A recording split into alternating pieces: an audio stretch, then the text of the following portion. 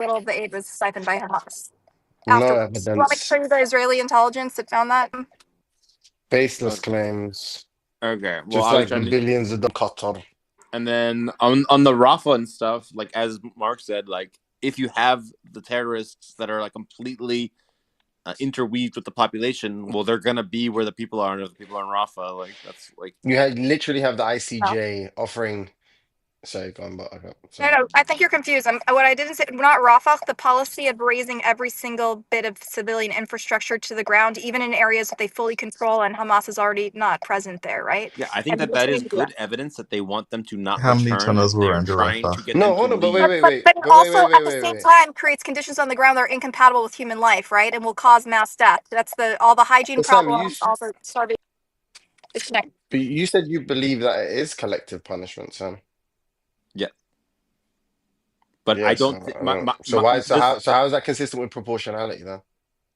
They're just trying to I'm not punish arguing the for civilian I'm population. arguing that there's war crimes and there's attempted ethnic cleansing going on, but that what I'm claiming is not happening is that their goal is to kill lots of Gazans, like because they're Gazans, and that they want to just kill as many as they can get their hands on, which I think is what characterizes what the Hutus are doing to the No, Tutsis, but that what doesn't. the That's Nazis are actually not doing to the required. That's not Jews, required though for and genocide. other genocides in history. No, I know you want to like idiosyncratically define it. What I'm saying is like that's actually not I don't think it's required for the idiosyncratic. genocide. I think if I think No, no, I would in literally fact it's because in fact I'd bet there's you a money yeah if I just go up to people on the street yeah. and I go, "Is this a reasonable definition of genocide?" They're just trying to kill lots of people of an ethnic group because they're an ethnic group. They'd be like, "Yeah, that's right." Yeah, and I also And yeah, and they'd I be like, also "No, actually, yeah. the UN said it means a killing a part or a whole or preventing them from giving birth Well, or firstly, I destroying don't. Yeah, infrastructure." They'd be like, "No, that's yeah, not what I fucking mean at all." Firstly, Right. I'm not gonna trust your prognostications. But secondly, like, Let's do it. just Let's run the study. Let's get the but what study isn't? run. Yeah, but what is interesting? But what is interesting is just that, like, but as like what you're prepared to concede to is just by the technical legal definition, as in, when all of the post World War II, when this international community convened in Geneva. Okay, you just agree by that standard. Yes, what's transpiring now is genocide. Yeah, You think yeah. they are destroying? I Yeah, think okay, that cool, no according to problem. I started the debate with Buttercup saying if you're saying does this count according to the UN definition, I agree, and then we have nothing to discuss. I just don't Okay, think that's a good that's fine. definition of Right. genocide. But then I also think that like me giving lip to my Starbucks, like the lady serving me Starbucks, was also a genocide according to the UN definition. So like I don't know You if giving that's like what? the Sorry, most useful. What? You giving lip Yeah, as in what? giving Like being sass. I rude? gave some sass Yeah, to the being lady. vulgar. I went to Okay, Starbucks and I gave the barista some sass. And according to the UN definition of genocide, that counts as a genocide. So but it I'm just doesn't saying that I though. don't know if that's like the best definition of genocide. It It does. obviously doesn't. But you're Genocides look the trolling, same. bro. In fact, Israel's done way more nefarious, comprehensive military strategy that were designed that any reasonable person can infer would cause mass death. So even if like the stated purpose is not to cause mass deaths, any reasonable person could see when you drop dumb bombs on dense. One can see, with the aid distribution, they had plausible deniability when UNRWA controlled it. Then they seized control and people started to die, and everyone warned them that people would die. Then they could have inferred that it would cause mass death. And then, what was the last one that I did? Oh, raising everything to the ground. That explicitly, they said the reason is to make it unlivable, to make the conditions unlivable on the ground. So what does that do? Cause mass. Like engaging in military action that foreseeably causes mass death is true of the majority of wars. Like during the American Civil War, when Sherman invaded the South, like any half intelligent person would foresee that a large number of Southerners, probably thousands, would die. But I don't think that the American Civil Sherman's War was a march through the genocide. South was a genocide. What are you talking about? I don't think it was. Fucking well, he was. It was like Miller, it wasn't a genocide technically, but like it was brutal as fuck, and he like destroyed populations purposely. I mean, I think relative to the American population, the Civil War inflicted like remarkably low casualties on Americans, even in the South. Nevertheless, well, I mean, That's not right. maybe There's the I don't know. largest Well, casualties in a war like that, like the mini civilian ball casualties, and not rifle. military. Oh, there was I think there was plenty of civilian casualties in Sherman's march through the South. Like, didn't he like burn Georgia? so they destroyed a lot of civilian infrastructure, but the army was like quite obsessed about punishing people who shot Southerners. Like again, I'm agreeing that there were a ton of civilians who died in the American Civil War. Like maybe I don't know 40 to 60,000. That's just my guess. Maybe I'm off by like 10% in either direction. Nevertheless, I don't think many people want to say that the Civil War was a genocide by the North against the South. Maybe Butternut will bite that bullet, though. I don't know. You might be the first person I've met to preemptively do so. No, I don't want to say it's a genocide, obviously. I want to say it's like a horrible war crime. Okay, fine, but I thought we were just discussing the more sinister charge of genocide. I was half listening, and I shouldn't have. Okay, fine. Characterize this war. But do you think the Civil War was a genocide by the North against the South? No. Given that given that it involved a lot of foreseeable civilian mass death. No. Well, no, I was asking Butternut.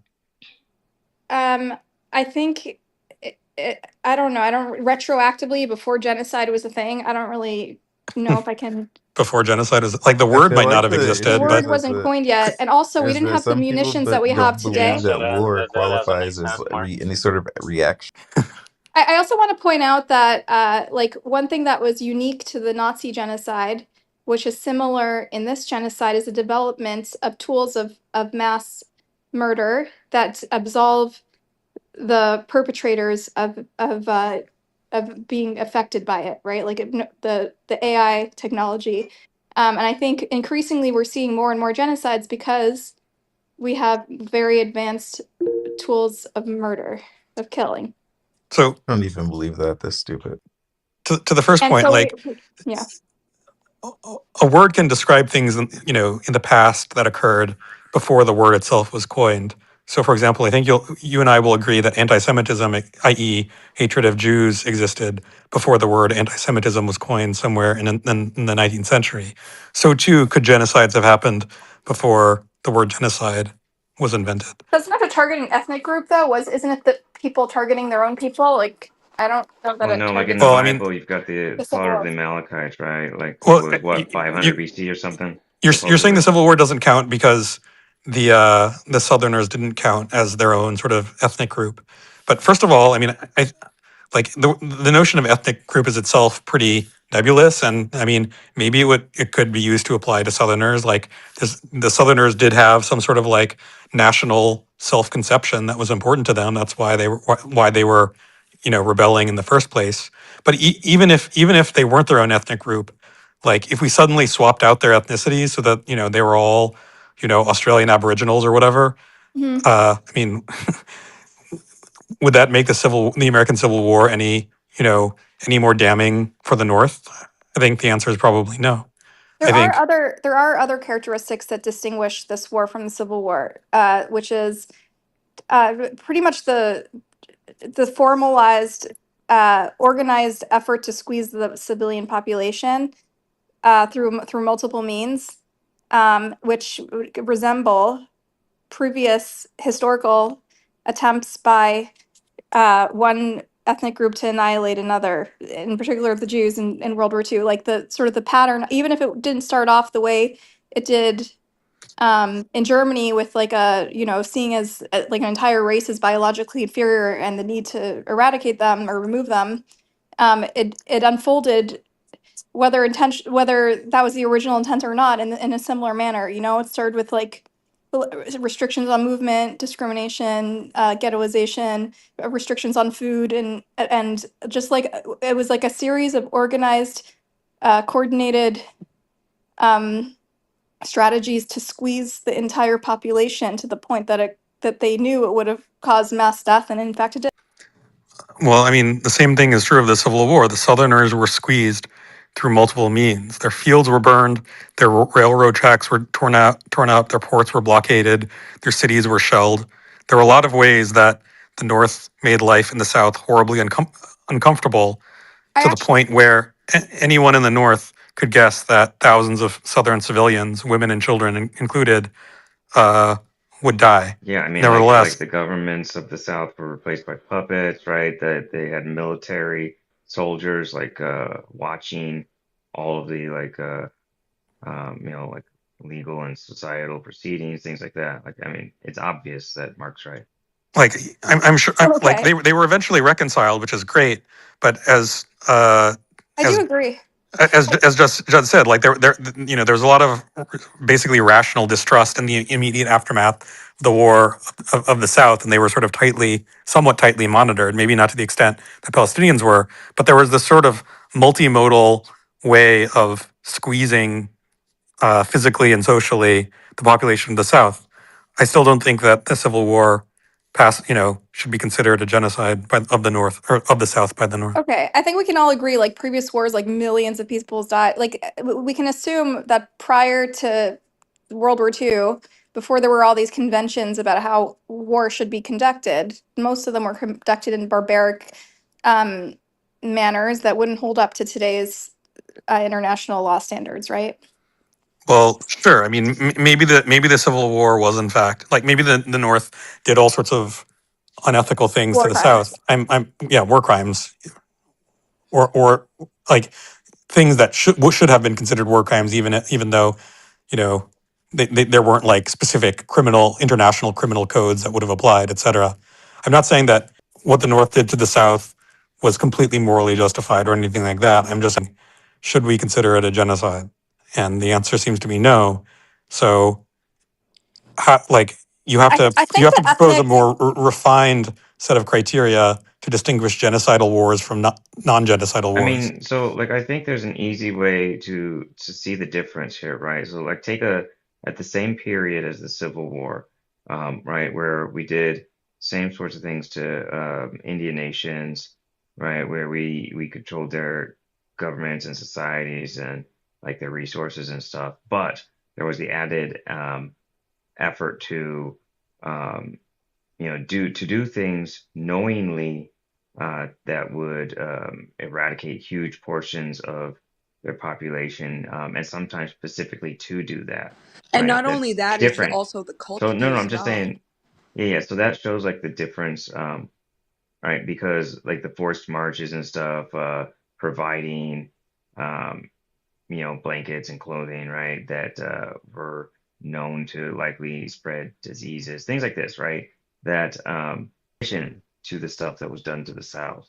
So I mean, it's clear like Marx said, like the intent to eradicate many or all of the population is like the necessary thing. The rest of that doesn't really matter. Judd, are you There's talking about argument that the intent is there to eradicate them. I mean, if you hear the And rhetoric. that steps are taken to do it and that it actually starts to happen. Like I don't think just wanting it to happen is enough. Like Well, you could that's why I intend described to. multiple steps that they took to make it happen. I don't know that it started that way when the first attack, October 7 happened. They had an obligation, like any government, to respond, but it metastasized as they squeezed Hamas, and Hamas wouldn't surrender. It metastasized into what I would consider to be an attempt to cause mass civilian casualties in the entire population to further pressure Hamas. It's So pronounced metastasize. and what did I say? You and said it's something else, but I forget exactly what it was. it's Fuck also you. pronounced the She war is also pronounced the War of Northern Damn it, I Aggression. lost another point. she put the S before an extra S before the T. She said metastasize. Oh, Butter, you're losing a lot of points there, Butter. Fuck. Yeah, you also called the War of Northern Aggression the Civil War. I That's only right. know that you I The think you mean the North Northern metastasize it as the Genocide. canteen. aggressively allowed a surprise attack on Fort Sumter by the South. Correct. I don't want us to go down this rabbit hole, but a really fun counterfactual history is if Jefferson Davis was by Napoleon, could they have won? Anyway, we'll put that. He had a little Napoleon. The South already had a little Napoleon named Robert E. Lee. Not as good as Napoleon. Get the He fuck was out fucking of here. amazing. Get the He fuck. kicked You're ass left, right, and fucking center face. against like unbelievably stacked odds on the opponent's side. Right? Like, yes, the South outgeneraled the North considerably, and they still got their ass kicked eventually. I think that is a good counterfactual. I think they'd have a good chance of winning. I mean, why did they use dumb bombs if they could use targeted munitions, Sam? What was the goal? What was the military objective? That like justification? Just cheap? Save some. Probably is cheap. I don't know. probably lack of concern about extra casualties, right? I don't think at first like it was about wanting to get as many people caught in crossfire. Maybe some of the decision makers did, but I think in general, it's like, why use the thing that's 10 times more expensive if you don't care how many ants are going to get squished to?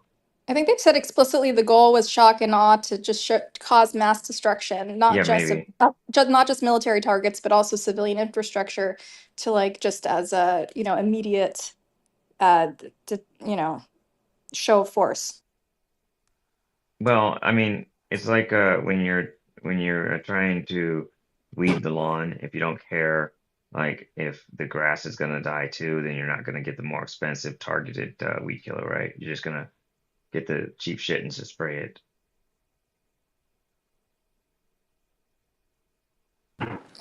Buttercup, do you think that Hamas had and has a moral obligation to surrender? I was just going to say that. Buttercup Does Hamas has an obligation? has and had, yeah.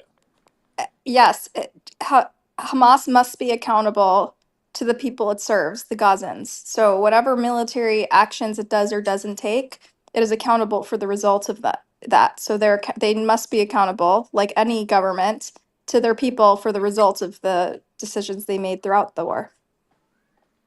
Sam, are you asking something like, do you have a responsibility to surrender when you have absolutely no shot at winning a war?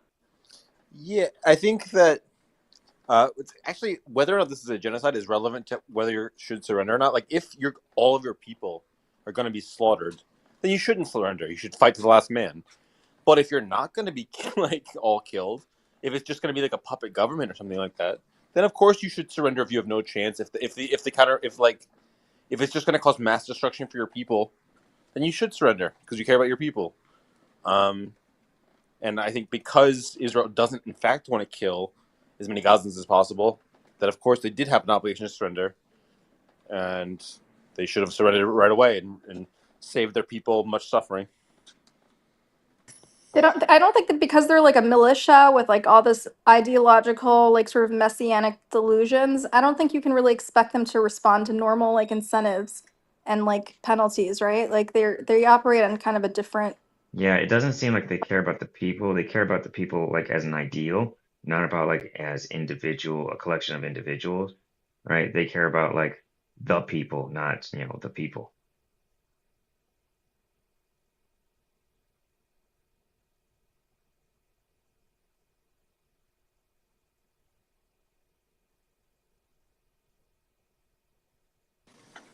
But yeah, Melith, if you just gave Napoleon as one of the generals, it wouldn't have worked. But he has to be like Jefferson Davis level logistics, controlling, like complete control over the thing, He not got just the one lucky. general. He just focused on the right things at the right time. Like he focused on like things like canned food, which was a completely new invention. It He was was an one of the reasons that organizational logistics were genius, so Melith. sound.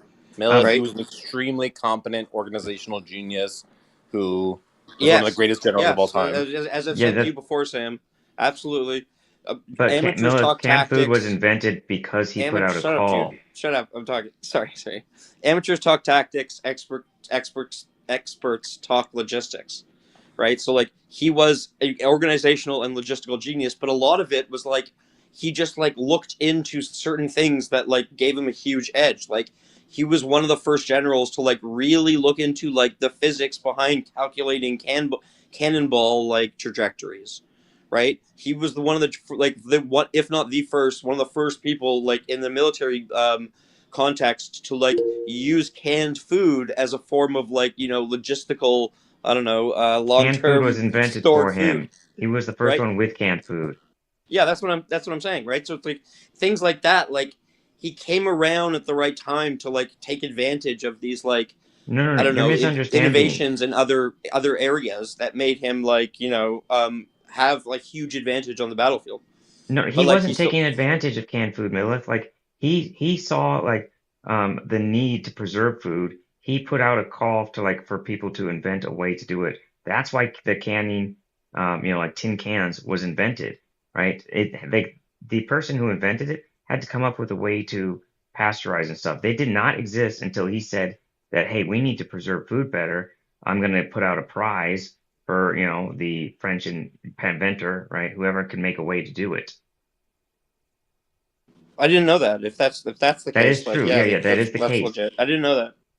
Yeah. He saw the need and had a solution created, right? He said, hey, we got this need. We got tons of people, right, who would love to have a whole bunch of money for finding a way.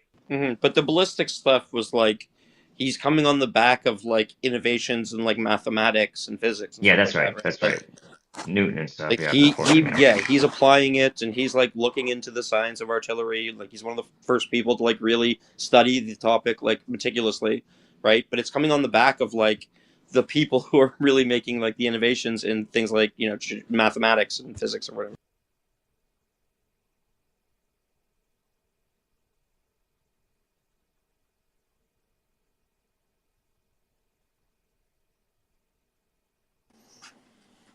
The reason why we have the Rosetta Stone is because Napoleon was like, we should also, when we take over Egypt, we should like bring a bunch of scientists and stuff over there too, because that seems like important. He's also the reason we don't have like the Great Pyramid though, right? Because he let his people, his generals and stuff, just practice shooting cannons at it. That's why it's lost most of its facade. I think that's an urban legend. Maybe.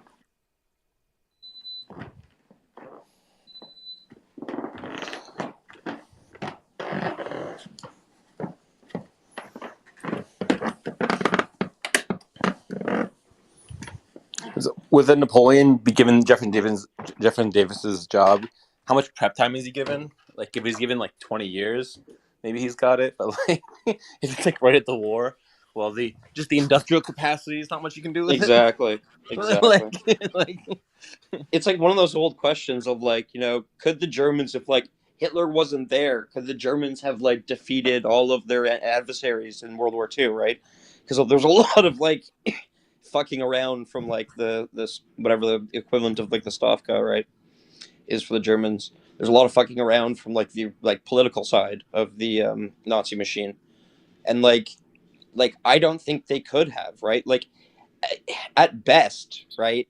At like the best part of like the point for them when it came to like resources like oil, right? They were producing like as much oil in like, or sorry, they were consuming as much oil in like a month as the Americans could consume in like 2 or 3 days, right? And that's when they were their like peak of like oil consumption, right? And we're like at their peak of like oil production, like depending on like which part of the like European map they had taken over, right? There's just no like there's no counter for that. There's no counter for like for every one tank you can get out of the door, the opponents can have like 7, right? Like it's just that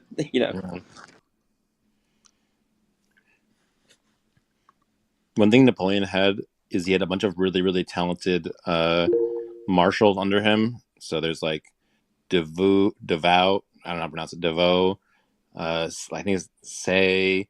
He just like a bunch of really competent guys that he really trusted, and it's hard to find good talent. You know what I mean? So like, I would also think that he would get to have his crew when he comes to I think he was one of like, the first who promoted like based on like talent as opposed to like aristocracy.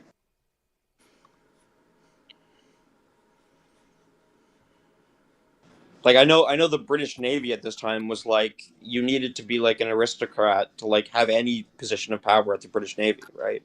But like in the French army and presumably the French Navy as well, right? They were promoting based on like someone's like ability, regardless of their like heritage. Mm.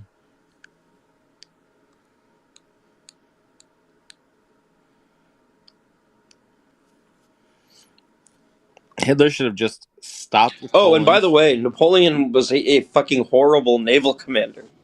He got his ship pushed in multiple times by the English Navy. Well, he wasn't really a naval commander. Well, he was. He built a whole fleet of French ships. Yeah, but he wasn't like the admiral of those ships. No, he was the head of all of the French armies. Like it's like saying Eisenhower wasn't a naval commander. Yeah, he wasn't. Okay, he's the head of all Allied operations, including things like D-Day, including things like the Solomon Islands. Like, what are you talking about? He's a naval commander. Wait, so Mel, if Hitler had just stopped with Poland, do you think it would have been just fine, or do you think that somehow that would have No, fucked up? that would have probably been fine, because there was no like there was this thing before like Hitler invaded France called the Phony War, which was like after he invaded Poland, it was like the French and the Germans like just like pointing guns at each other and like waiting for like one of them to actually do something meaningful, right? And if like Hitler had stopped at that point, it probably would have just ended like that, right? Because no one except for the Germans apparently were like, you know, gunning for like another World War One style like massive war. Yeah. It is one of the more tragic things of world history that after World War One, the world didn't learn its lesson. They needed a second World War in order to be like, you know what? Maybe great power wars aren't a good idea. Like, we needed to fucking really hammer it home with a second one of these bad boys. Kind of embarrassing, to be honest.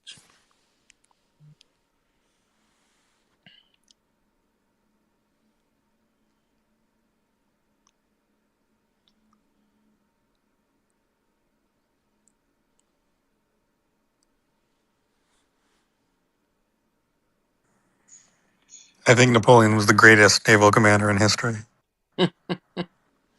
It's just like, you can play your hand in poker perfectly but still lose. That's what Napoleon did.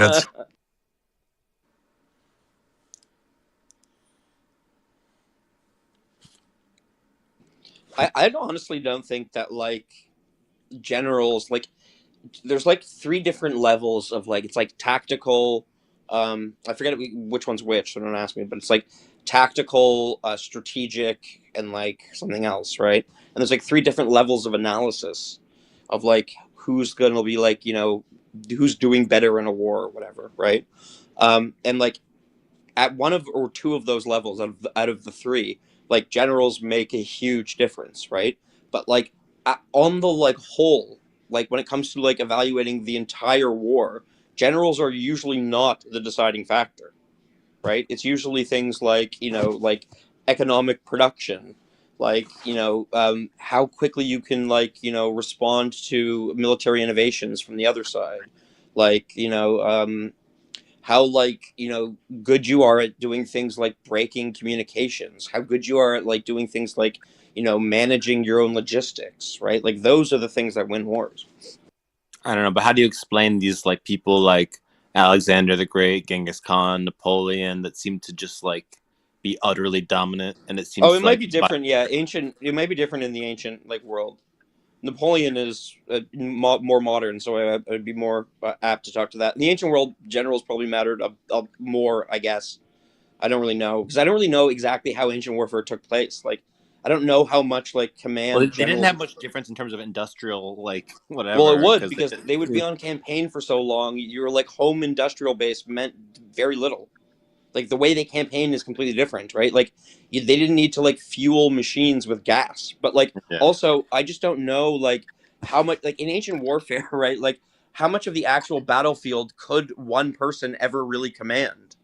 You know what I'm saying? Like it wasn't like they had like sophisticated means of like communication. Like they had like trumpets and stuff and like semaphore or whatever, like flags that they would wave, right? But like it's hard for me to like I just don't know enough about ancient warfare to know like what was Alexander the Great doing during a typical battle, right? Like He was he was like on a standing fucking there like horsey.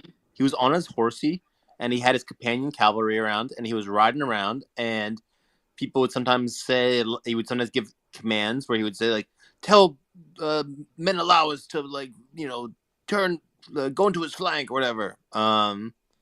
And I don't think it was really like that though. Like I think that's more of a Hollywood thing, right? Like wait, you I think think that's like No, how that's ancient how it war? was. that's exactly how it was. Yeah. No, I'm not. I'm being serious. Why? Are you being serious? Yeah, I mean, why would they not? Why couldn't they just use couriers to Yeah, tell divisions where to move? no, exactly. Because that's like I don't know. I would imagine it's like a very slow. Like they could, I guess. I'm just not sure. Like I'm not sure. Like one part of my understanding of why like the Romans were effective, right, in their like checkerboard formation is because they had like they basically devolved decision making down to a lower level than it like had been before, right? So like each individual unit can make like tactical decisions, right? But like I'm not sure, like, you know, like if you had like an army of Greek hoplites, right, that were facing like, I don't know, Persians, like the line would be extremely long. It would be thin and very long. Like how much could you really, I don't know, maybe I'm just like, you know, overthinking it, but like how much could you really get couriers? Like these, some of these lines would be like miles long. I mean, the battles were extremely slow and took hours, so you had time to Yeah, reach maybe, all of them. maybe. But like if like something's happening on my flank to the right and it's a mile or two away from me, right? Like I don't know. It might, like, I really don't know. I don't know how quick these things developed. I don't know exactly, I, like I doubt it was. I doubt that his distance was that large. they were. I think like some of the, like, especially hoplite formations were thin, very long lines. And like I think like you can look into like some of the historic battles that like Alexander fought himself, and like the lines are like enormous. But I might be wrong about that. But they're not like single man thin. No, they're about like 4 or 5 hoplites thick. The whole point of a hoplite formation is that you can't get flanked. So you always have to extend as far as you can. That's like also why like the hoplite formation is strong in like a narrow, like, you know, like, what's the word I'm looking for? Like funnel type of thing where you have like natural barriers on the sides, so like it helps protect your flanks. Right? Like the hoplite formation is like, it's very slow moving, it's very slow to react, and it's very weak to attacks from the back and to the sides. That's like its thing, right? Looking into it, I think I think you're probably right. I think it probably was somewhere. It could get up to 2 to 3 miles long. Although, I mean, maybe this LLM is wrong. Still, I mean, like using couriers to try to direct them is better than not using them. Oh, So for I sure, mean, that's but what they I think did. they used like flags and trumpets more than couriers. But Oh, I I could be mean, if wrong that's about what we're that talking too. I about, don't know. sure. Maybe you're right. I don't know. You know, why did Sasha just hate on Buttercup? Is that what I missed?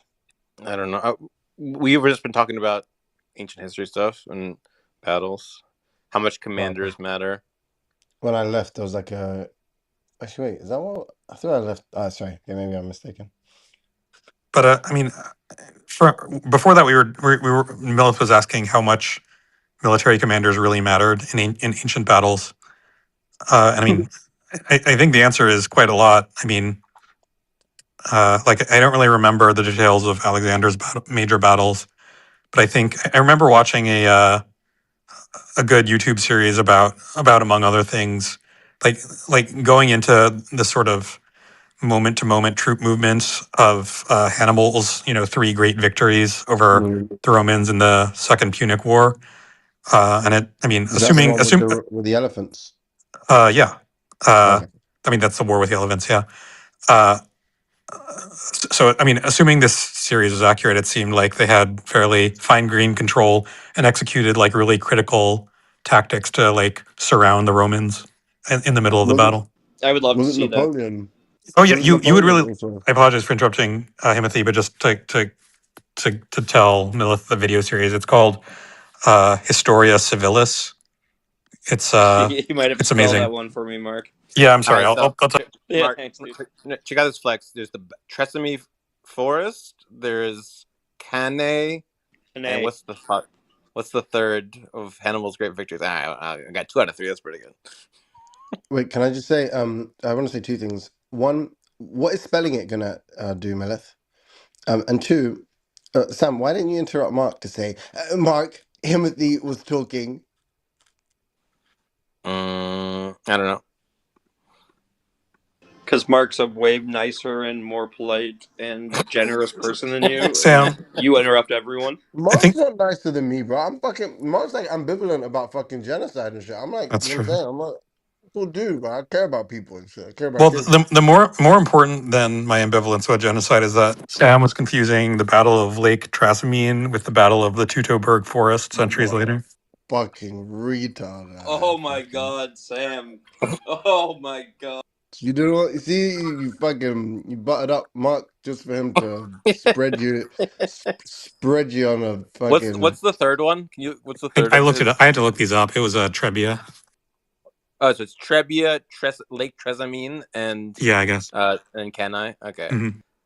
Okay, so that's That's why. way more stupid than thinking the ancient Chinese were the first people to like propose the Riemann hypothesis, like that, or whatever conjecture. You're fucking retard, fucking donut. But Yo, Mill, also, if, Mark, like, wasn't Alexander famous for fighting at the front of his army? Well, yeah, no, he So he from was like there, you're not almost going to fucking do suicidal. It's a anything. miracle that he survived Yeah, all of his well, exactly. battles. Like, he was he on got like hit with cavalry. arrows a whole bunch of times. Well, Or he had his cavalry surrounding him, and he had lots of bodyguards around him at all times on the battlefield. So, No, but you're not he also like had a although leading from the sorceress front leaves you protecting like him. completely tactically blind. Yeah, he also had a sorceress protecting him, so there was that too. You know, he also had like the greatest, most wise scholar of like all time. Was it Aristotle who was his teacher? yeah, Yeah, yeah. Yeah. But Mill, if you'll really like Historia Civilis, it basically has the entire story of the Roman Republic and just beyond it, really compellingly told and entertainingly. And Fuck yeah, dude. the name is in the chat. Yo, that was the most epic. Fuck yeah, dude. Fuck yeah, dude. Fuck it, dude.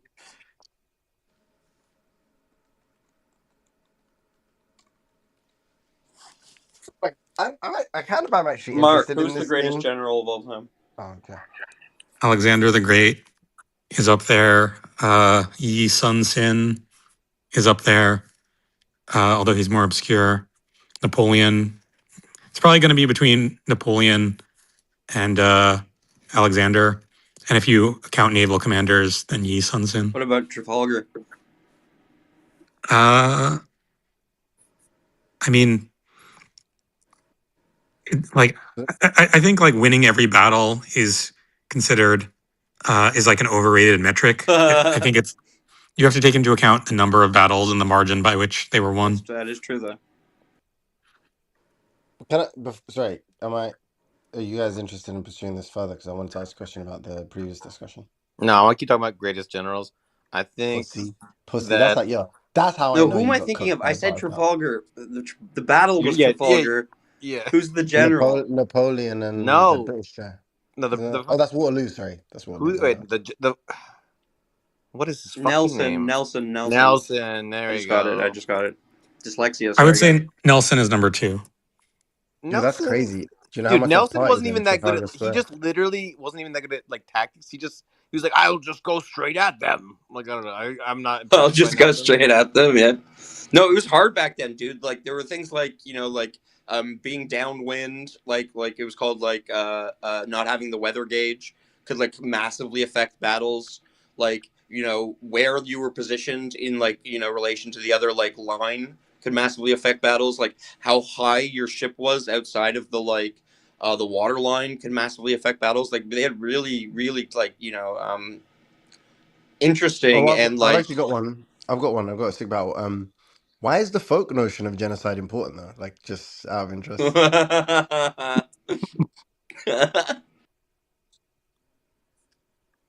There's a serious question about battles. It's a different kind of battle though. It's an ideological one. Well, I mean, if we have a special category of atrocity called genocide, which is basically the worst thing that it's possible to do, and Is it? I mean, it's certainly up there. Like, okay, there may be technically some non-genocides that are worse than some genocides, but they're pretty few and far between. But I mean, like, The West Pakistani army was accused of engaging in a campaign of genocide or rape against yeah, I've read the about East it. Pakistanis. That is the worst shit I've ever heard. But Well, I yes, mean, yes, like, yes. Mao's great leap forward. I mean, you could argue that it shouldn't be counted as a genocide because Mao wasn't actually trying to exterminate the Chinese people. It was just literally just him being super incompetent and Yeah. stupid. But nevertheless, like its death toll was probably worse than any individual genocide. So I No, would that's count right. that. I'm not trying to be. I Yeah, wasn't yeah, trying to no. say so. But I mean, if genocide is this concept such that if you successfully attach it to an event, then you instantly win the moral argument about whether the event is justifiable, then it becomes important to know what are the criteria by which something counts as a genocide. Right, but the thing Okay, so there's this like connotative, and I don't mean that some super technical philosophical sense. I mean literally like what it connotes or what it evokes or something. And then there's the because I actually was having this debate with this other this guy from Chilism, Huey, about apartheid, and basically what he needs apartheid to be, or how he defines apartheid, is basically like just the horrors that befell the fucking black South Africans at the hands of the white South. Like that's literally what it means to be an apartheid. So this like apartheid law is bonk, can't be applied to any other case because they're just not well unless it manages to happen to the black South Africans again, which there exists a distinct possibility, given their incompetence. But so like, but I was like thinking, obviously it's stupid because it just literally there just does exist this legal definition. I mean, I don't. I'm confused as to like, if anything, we should all be happy collectively if people are guilty of criminality and there's a more minimal set of conditions. Then shouldn't we like be more happy that like there's this charge that people can be uh indicted with and penalized for, you know, or convicted of? Like, shouldn't we be happy? It's like everything on the list of things that they're doing is bad, destroying in whole or in part, blah blah blah blah blah. It's really bad, and it like it shares these conditions also constitute the historic crimes that we are like happy to consider genocide. So it's like, what's the big issue? Like, I don't. It confuses me as to what the issue is, especially given that like the contemporary notion we have of genocide is the result of these fucking conventions and whatever else, or its usage as this like legal designation. So it's like I just like why do Well, we care what some Joe Schmo on the street thinks? Like why is that important? well, there is a legal definition, but if it's the one that I'm thinking of, it happens to be one that's either extremely vague or just stupid, in the sense that it would count a lot of wars that you and I would not only consider non-genocidal but actively good as genocides. I mean, I don't know that to be the case. The last time we did this, I kind of I gave a really poor account or like a really poor showing because I sort of just like bit lots of bullets, but then on reflection, I was like, no, I was just trying to maintain consistency when I Sure. actually don't think that's a genocide and that's a genocide. So like I agree, but then I just so I agree that it may not be like you know specified enough or something or you know precise enough. Sorry, but like. I'm still confused as to like what's the alternative. Sorry, we just asked Joshua on the street what he thinks genocide is, and then go like, "Well, do you think what's going on there is a genocide?" And then he's like, "Well, they're not trying to kill absolutely everybody, so no, it's not a genocide." It's like, well, see, job done. You know, scrap the UN, scrap the ICJ, no ICC warrants. Like, I don't know. Seems like Well, I mean, I guess there's a few things I could say. I mean, one possibility is that we take all the clearest cases of genocide in history that there's basically universal agreement on, and try to extract the sort of property that they all like the smallest property that they all have in common, and define genocide as that. Another alternative that I suspect you won't like is that we don't hold ourselves hostage to this semantic argument, and we switch from using the word genocide to more precise language. okay, but then so just to be clear on like you guys' stance, you and Sam, like war crimes have been committed. There's like a government-wide complicity and all of the punishment that is the punishment, all the punitive measures or whatever that are on the table for genocide, if found, if convicted, you're happy for them to apply to all of the people who are complicit in collectively punishing the Palestinians and like potentially violently ethnically cleansing them, ethnically cleansing the land of them. Excuse me. Wait, sorry. That's like not understood. Uh, I So I mean, basically, whatever punishments are on the table for genocide, if they would be if they were to be applied to the people who are responsible for trying to violently, ethnically cleanse and or collectively punish the Palestinians for the crimes committed on October 7th, you'd be cool with that. Like that's not your issue. Your issue is just like the label genocide. uh, well, I mean, I'm not even sure that that's necessarily my issue. In that, I'm very much open to the argument that it is a genocide. Although, again, I find semantic arguments ultimately frustrating. I'm pretty agnostic across the board. But I mean, yes, I'm obviously totally on board with war crimes, which I freely admit Israel has committed their share of, being punished, etc. Uh, the real question is, should I feel much more extremely about this war than about most other wars that I basically approve of, or at least am sort of lukewarm about, like the Iraq War or something? Uh, Mm. But I you mean, agree with Iraq War to depose Saddam or like or to well, I mean, yes and no. Like, I mean, I think in or theory depose? Sorry. so a couple things. First, I mean, I think in theory it's good to depose a dictator and install a democracy, which Iraq does in fact have to this day. And I think that and I think that relative to the to the morality of our intentions, like America did like wage like relative to the goal of waging the war at all, America waged the war somewhat ethically. Like they really did refrain from killing, like going totally berserk and killing a ton of civilians all over the place. Like they really did try, like with some exceptions which were punished, they really did try to win the hearts and minds of the Iraqi populace.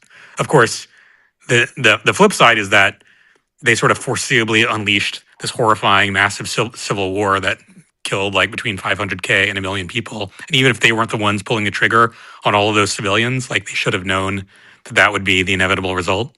So like, there's a sense that like I think it's bad to wage the war at all, but there's a sense in which I think that with that as a baseline, they waged it well.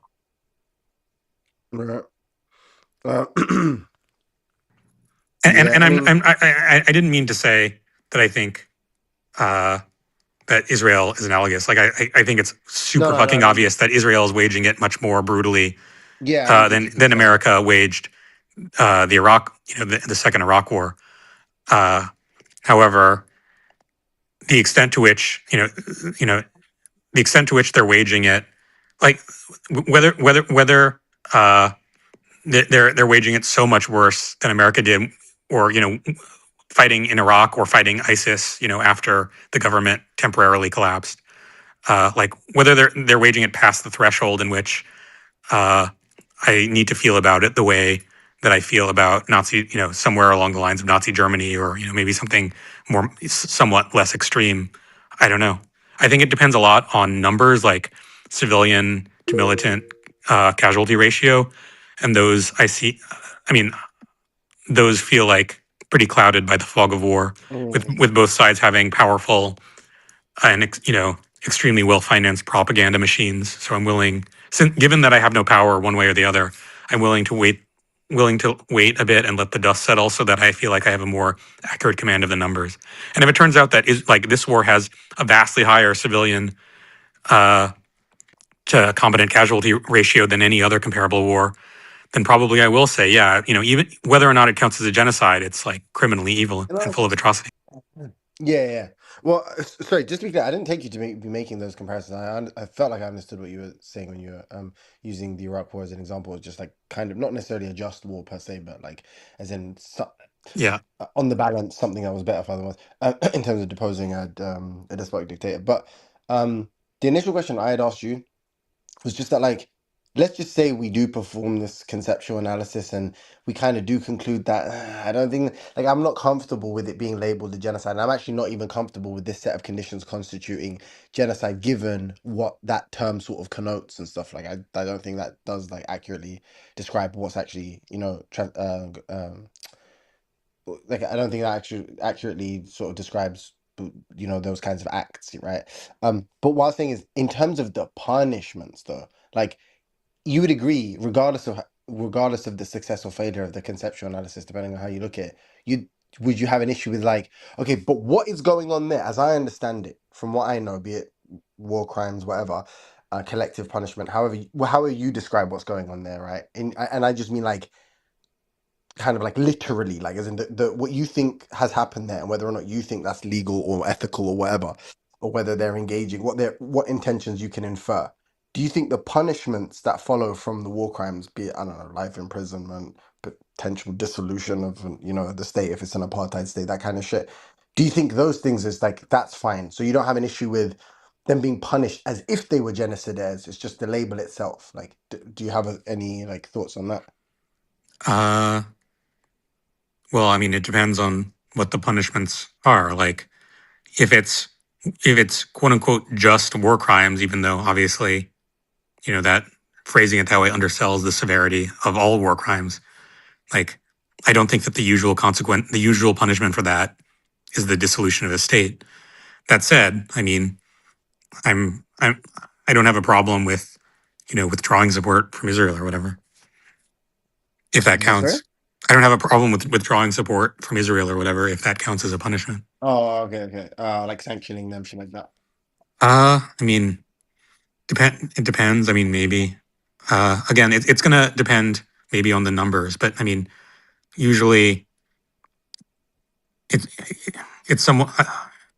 Like, do you think high-ranking officials in the IDF, the military, Mossad, whatever, do you think they should all be in The Hague, that kind of shit? Like, as in, because one could say like it's not murder, it's manslaughter, but then one could also ask the question, okay, but do you think the person should be charged with manslaughter? And if so, do you, like what, like do you think like this sentence is reasonable given the kind of egregiousness of this particular manslaughter? Something like that's the kind of question I'm asking, basically. Well, I guess it depends. Again, I mean, it's going to depend broadly on the numbers. Like, if it's a truly horrifying civilian to competent casualty ratio, which in fact it might be, and I'm willing, I'm not willing to bet a lot of money against.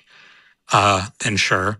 If it's Well, do you, if it's a somewhat normal one relative to a dense urban war that lasts a long time, but there's still a lot of war crimes, then it's going to depend on the extent to which, like the, high ranking officers of the IDF or whatever were directly in charge of calling the shots for the unit, doing those specific war crimes. Like the World Central Kitchen, like yeah, that's like a completely at least as far as I regard, and in fact most Israelis I've talked to, that's a totally unambiguous war yeah. crime. Uh, I don't think that whoever the general of the IDF was directing that particular strike. So I would, want that guy to be punished. But if the overall numbers are bad enough, uh, But there's similar cases to that, like that are in weirdly, like I don't want to say weirdly more egregious because that sounds weird. It sounds like I'm kind of like start like randomly like weighing arbitrarily, sorry, weighing human life and shit. Like the cases where like the disabled people were like killed by sniper fire. The case in the church with the woman, I think her mother or something, that were killed. The people waving the white flag. The old man who was killed after being used as like a human. Like it's like, and the only reason I say like somewhat more egregious is because at least those people knew the risks associated, and like I think some of them were like former military off. Like I think somewhat one of the World Central Kitchen volunteers was like a former special forces or something like that, which doesn't mean he deserves to die any more than like an old Palestinian man, but it just like I don't know, it just makes it seem kind of less pernicious. But yeah, sorry, the current. yeah, I don't know. I mean, There's the, lots of similar cases. My point. the main consideration that unfortunately is really hard to untangle for a random non-specialist like me is that, like, I don't know the extent. Like, while I have no doubt there's a lot of war crimes, I don't know the extent to which I'm hearing about them is a result of there being way more war crimes in this war relative to other similar wars versus just there being 1,000 times more global attention. So But if some military researcher or journalist came around and showed me, I'm not saying I think this is likely, but showed me that like basically every other urban war, relative to the population density, relative to the length of time that the war lasted, relative to the extent, relative to the amount of embeddedness of, the defending army in the civilian population was versus like being clearly marked. Relative to that, it's like a normal number, quote unquote normal number of war crimes. Then, although I would want all the perpetrators punished, I wouldn't be you would that want them upset about punished it. But if more there's than way yeah, yeah. more, which again there may well be, then I would feel differently and But will feel differently if that turns out to be. one last question because I know Sam's listening. He's going to be very frustrated by this discursion from talk of great military leaders of history. Um, like the Lancet numbers, basically like. Do you think they should be calculating it by like direct and indirect, or do you think it should be because like so bear in mind I think like, one of the I hate to say it like benefits of regarding this as a genocide is that like we it's almost like you count as intentional those killed indirectly, as in those who who die as a result of like not being able to receive medical attention because of the war and so on and so forth, versus like in the case of these instances of it just being collateral and then like isolated war crimes. It seems like those numbers, it seems like people want to kind of like dismiss this kind of like more comprehensive, like what devastation has Israel essentially actually caused. When you're calculating numbers, do you think, are you including indirect numbers? Like, for instance, would you take like the numbers that are proposed by the Lancet Medical Journal? Would you take those like when you're doing your combatant to civilian ratios when Yeah, you're calculating counting or those? not counting gang violence.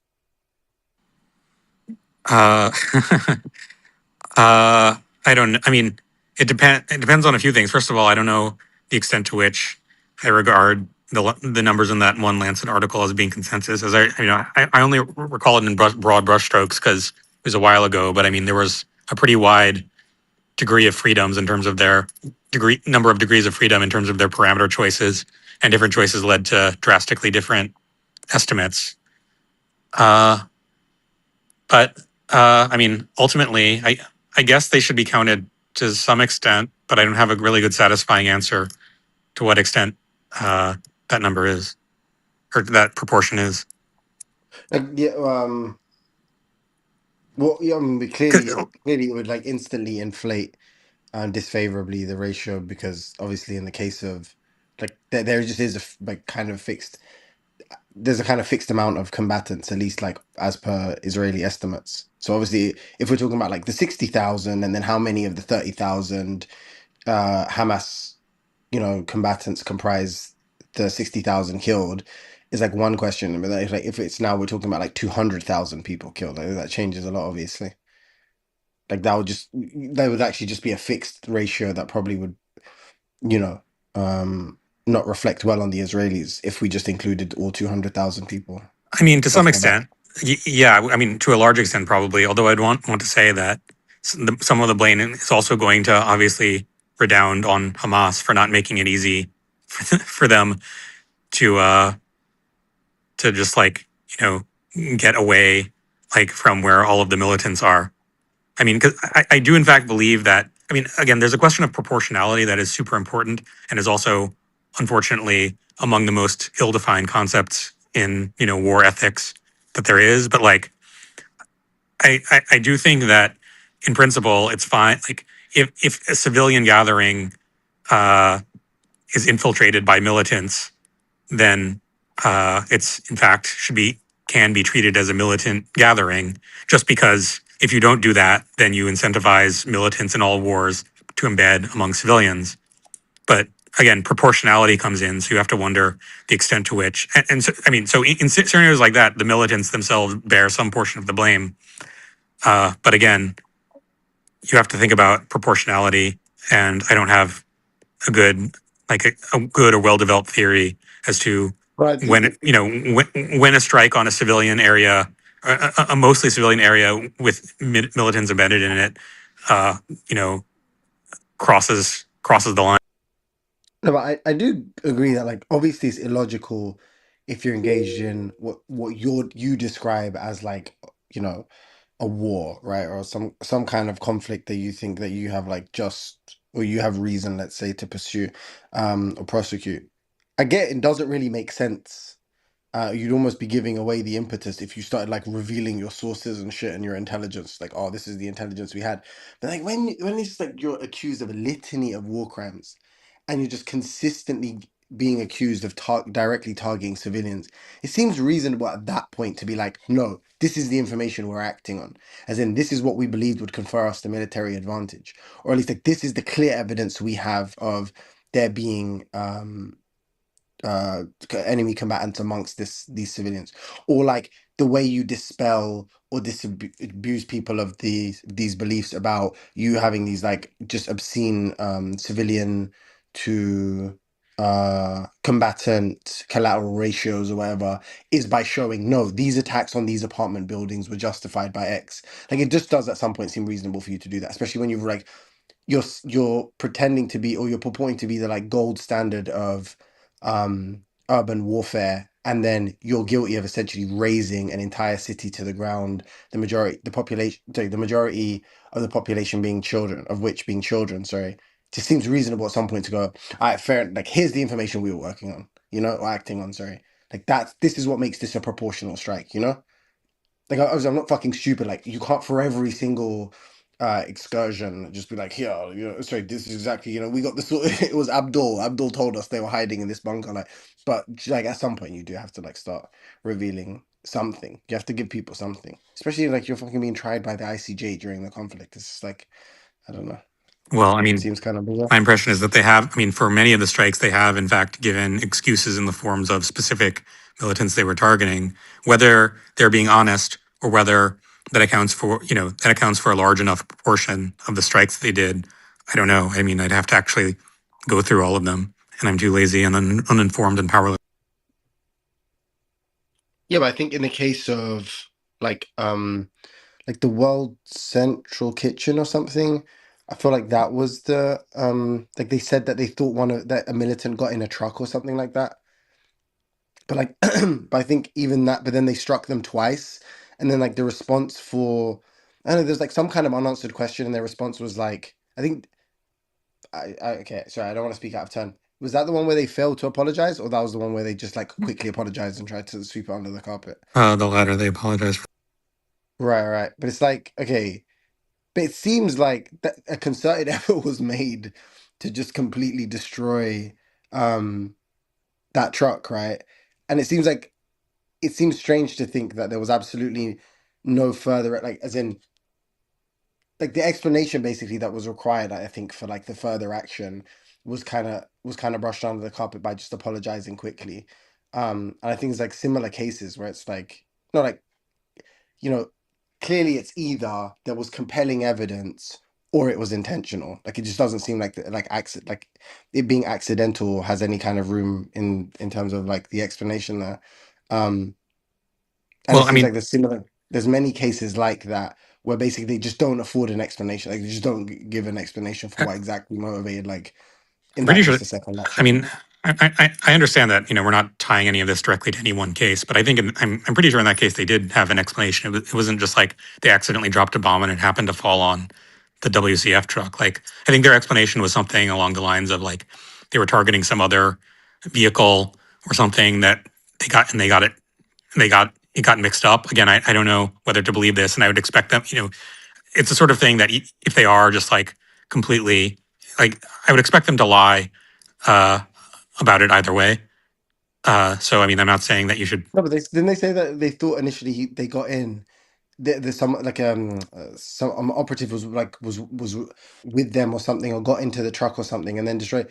But like, even still, like, as in that's like the testimony or the statement obviously isn't really going to be sufficient, right? Like the hard, like some kind of hard evidence, some kind of, I don't know, some footage or something, or some satellite footage or something would be like more persuasive, or not necessarily more persuasive. Sorry, it's not about persuading people. It's about it credibly, like it convincing. Okay, I'm going back to persuasion.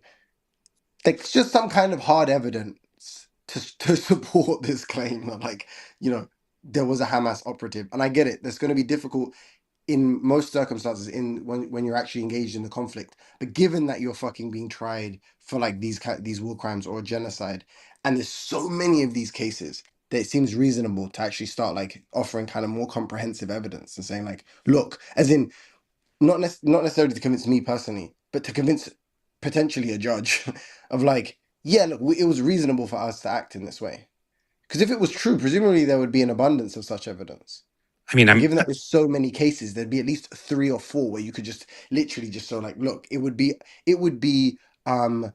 unreasonable of us to not act on this, not act in the way we did on this kind of evidence.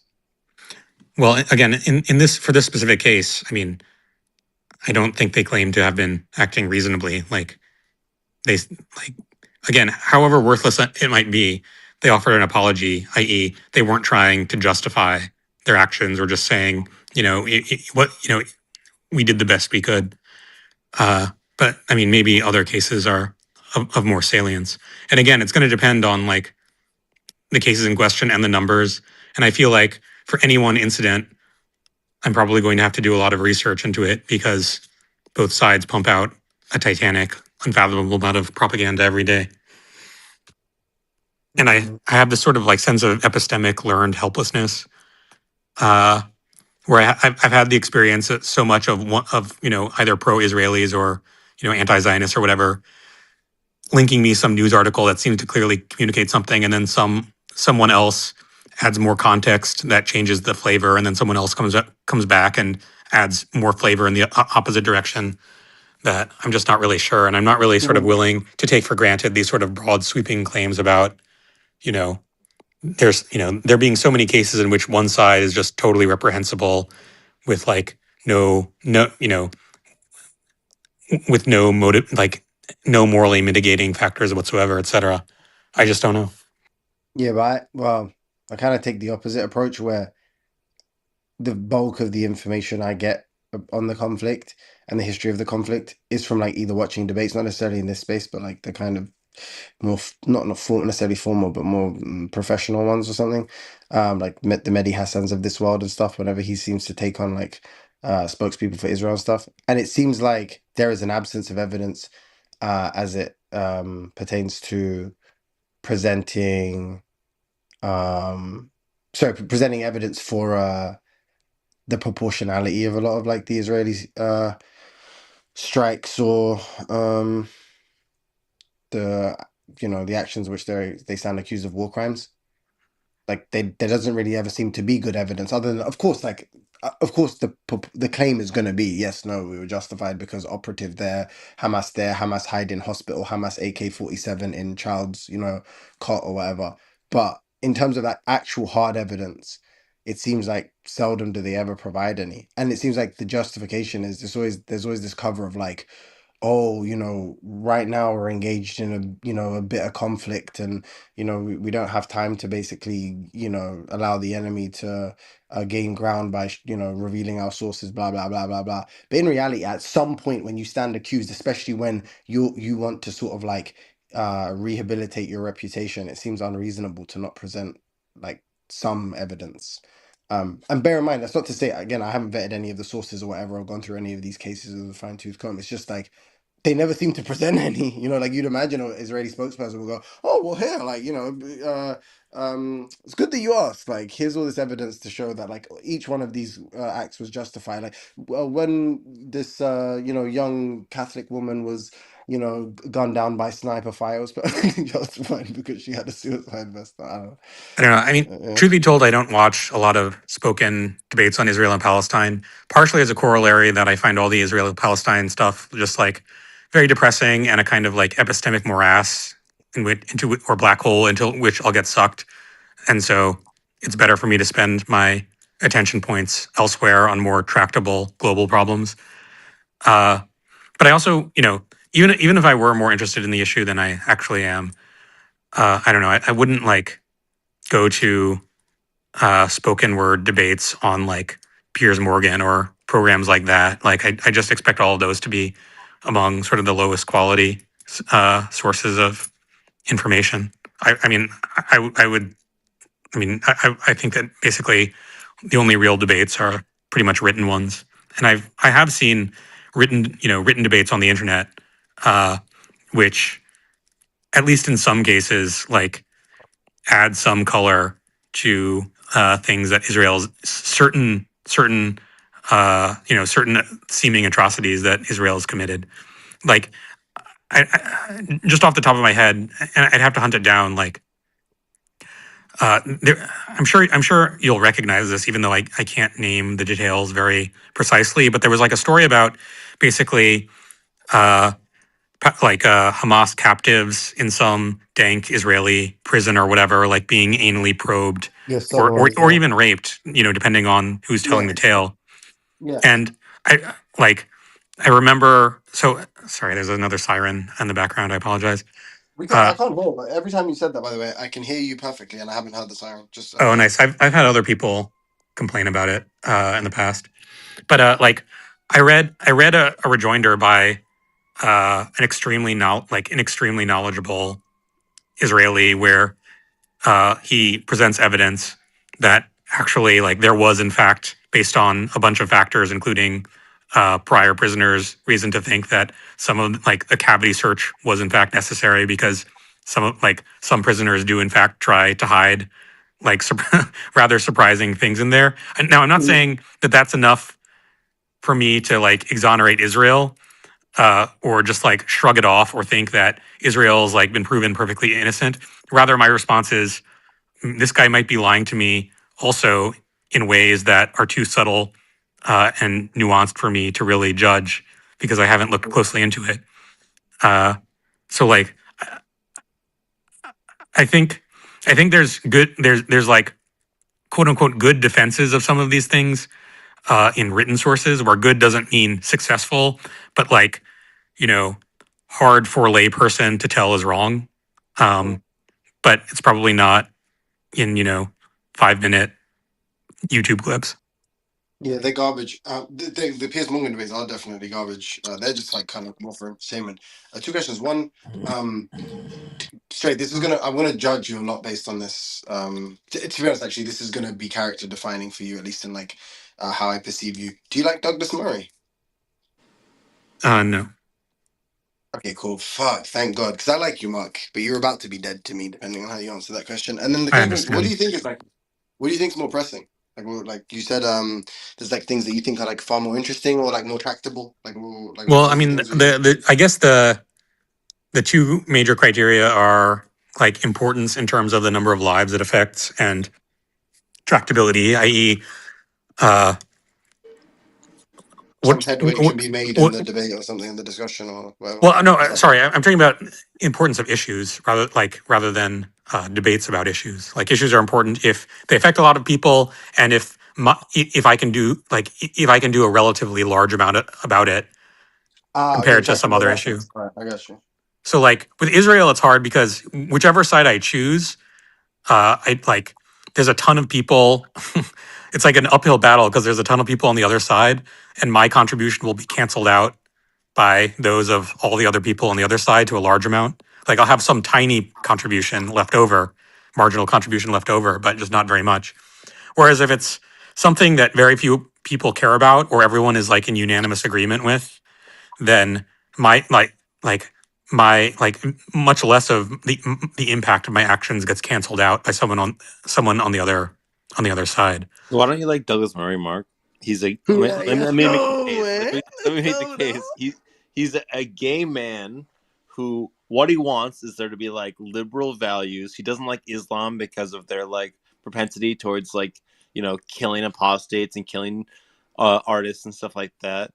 He generally supports Israel because he like I don't know thinks Israel is like a bastion of like Western civilization and like a protection for Judaism. He hates jihadism with a fiery passion, but that's like a reasonable thing to hate. Uh, if he had his way, if he was made dictator of the world, he wouldn't genocide anyone. What he would just do is he would just like make sure Israel was safe. He doesn't have like malicious ends. He just seems to have like an inordinate hatred of Islam. Is that? But I don't see that as a huge crime. I Why mean, do you want me where do to you hate disagree? Mark? Why do you want me to hate Mark? I'm This wait. is- I'm just trying to see Just my leave it Jewish as it brother is, thinks man. about. That's my dog. Look, I'm gonna team up with Mark against Sully now. Now that he said he hates Douglas. Well, I mean, first of all, I confess I haven't really consumed that much of his. Like I'm just familiar with a few online clips of him, so my opinion isn't that strong. But while it's while it's true that I'm probably aligned with him politically on a very large number of factors, especially compared to the people I know that he's debated. I just find him like cringy and his argumentation very bad, and I thought that's what I was being asked to Mm. judge. No, I mean, the thing is though, like, it's obviously gonna be things that Douglas Murray says that I agree with. Like, also, like when people talk about like some, I don't think like, and in my like utopia, like Islam factors in. Like, as in, there's gonna be lots of arguments to Douglas Murray's that I agree with, or lots of criticisms of Islam that I agree with. That like, he gets accused of being Islamophobe for that I disagree with. But I too, well, I actually do think separate to that. I think he is like a bigot and he's just like an actual kind of weirdo. But And he also is kind of a psychopath. Like he's kind of psychotic. Like even the way he talks about Norman Finkelstein is really obsessive and weird. But generally, like yeah, my critiques aren't like. Oh, sorry. I also think he's Islamophobe. That's where probably Mark and I would disagree. I mean, I think he is an Islamophobe. I just think that's not It's a good like, thing. yeah, like what? Like, tell me something bad about him, You all also, right? bro. Like, You know, sorry, randomly, yeah. Do you know? Unlikely link up. Do you know Aya and that woman? You know the one who kept calling me a black cunt. I don't know who was calling you. Lots of people call you black That cunts. funny. Let me That's see. true. That's not, that's not a lie. No, you know that weird You mean chavvy your mom? fucking. Wow, Jesus Christ, Mila. that What was the fuck? That was Yeah, Millis, that. what the Hey, thanks, what the hey, everybody. fuck, that was Millis? I'm getting back that to was work now. dark. That was What dark, the fish, pun Millis? What the fucking fish? intended, bro. Okay. The fuck is wrong with you? Fucking animal. No, that woman, you know that like her name's Lisa, maybe? Not Kayla, Lisa. That's it. I don't know why Kayla was coming to mind.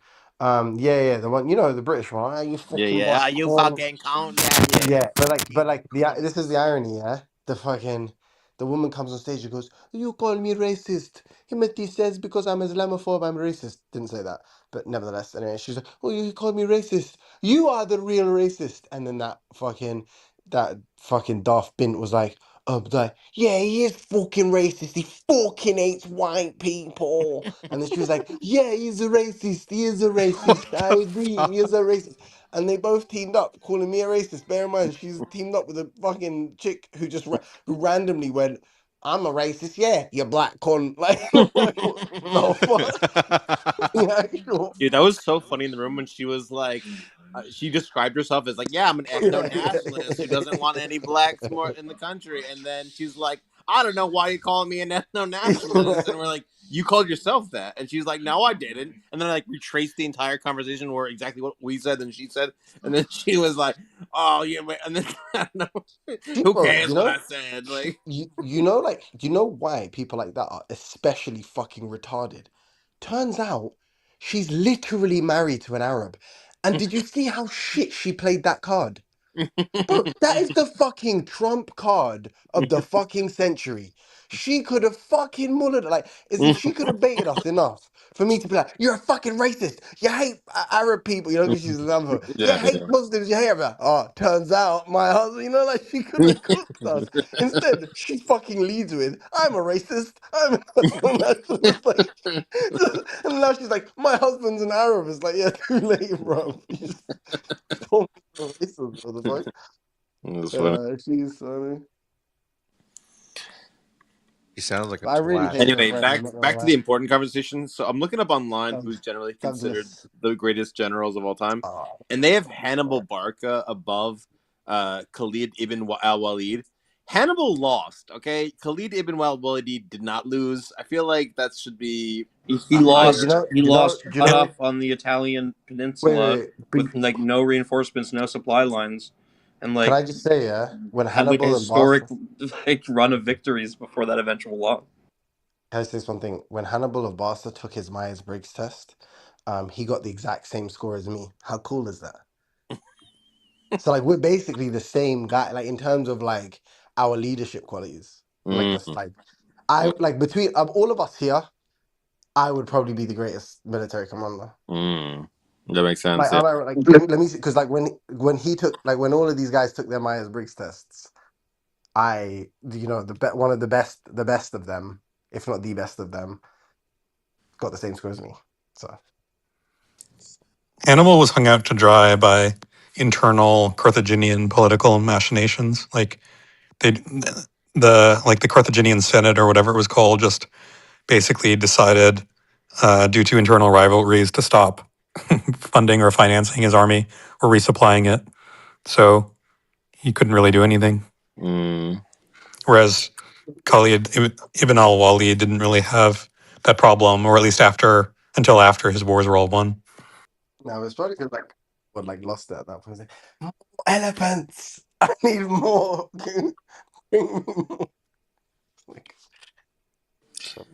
I mean, he didn't. He chose not to attack Rome, which like pussy. You're a pussy. Should have taken Rome. sitting around Italy for a while, not doing shit. That's lame. We need to put Fabius Cunctator up on the list of greatest generals. I don't know who that is. He's the greatest general in all of history and one of my What is personal that? heroes. All right, tell us more then. Concanto. Yeah. Yeah. He's the What's man his who name? defeated Hannibal and did the impossible long before Scipio Africanus finish the job. Wait, is he What the a guy that hater, just kept bro. doing like hit and run shit? Yeah, the Something like Fabian strategy. Yeah, Cunctator means the delayer. His strategy. He realized the Carthaginians were too hard to beat, so he basically innovated brand new military tactics of just like constantly wasting their time and fucking up their supplies without ever really engaging And them. burning And half of Rome. it was fucking Literally he would burn Roman crops so that the Smart. Carthaginians couldn't get them. this was all novel, and like his strategy was incredibly unpopular in Rome, and he was like basically an outcast who was yeah. considered a massive pussy and extremely dishonorable until Rome lost like 70% of its young men, and then they came to him on their knees begging for him to be made consul, and he accepted it and he did the job. Oh, that's awesome. Yeah, I agree. That guy's a legend. That is pretty badass. No, Yeah. it's not. Like, that's no, bro. That's not what people are lionized for. The fuck? Some like, oh, like war of attrition. Like, he basically was just like, and He to be ran honest, he could away. He only. ran away for a That's year. only a tactic he could Yeah, exploit. but But he that's did only it a tactic he could successfully. exploit because of the size of the empire, as I understand it, like how you've described it. It's not like some fucking like he's some like great. Like, if anything, it's insurmountable odds being overcome that you give people these credit for, like, you know, strategizing. Like, wasn't, Well, that as I strategy understand it, the defeated under. Napoleon, didn't it? Listen to how stupid Himothy is. He says the No, but I'm saying the size of the underdog was empire Hannibal. during the Punic Wars. What an idiot. Oh I my got it. Oh god. my I god. math it Oh well. my! I math it well. Yeah. Oh shit. What is okay? It's the Can Republic. I?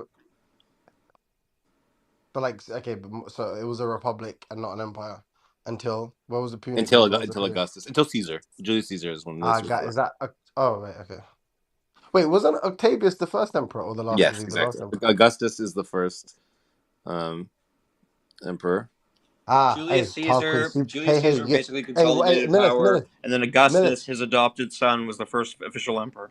Hey, Millith, you hateful, spiteful bitch. Spiteful Jewish. What was the name of the last king of Rome? King of Rome?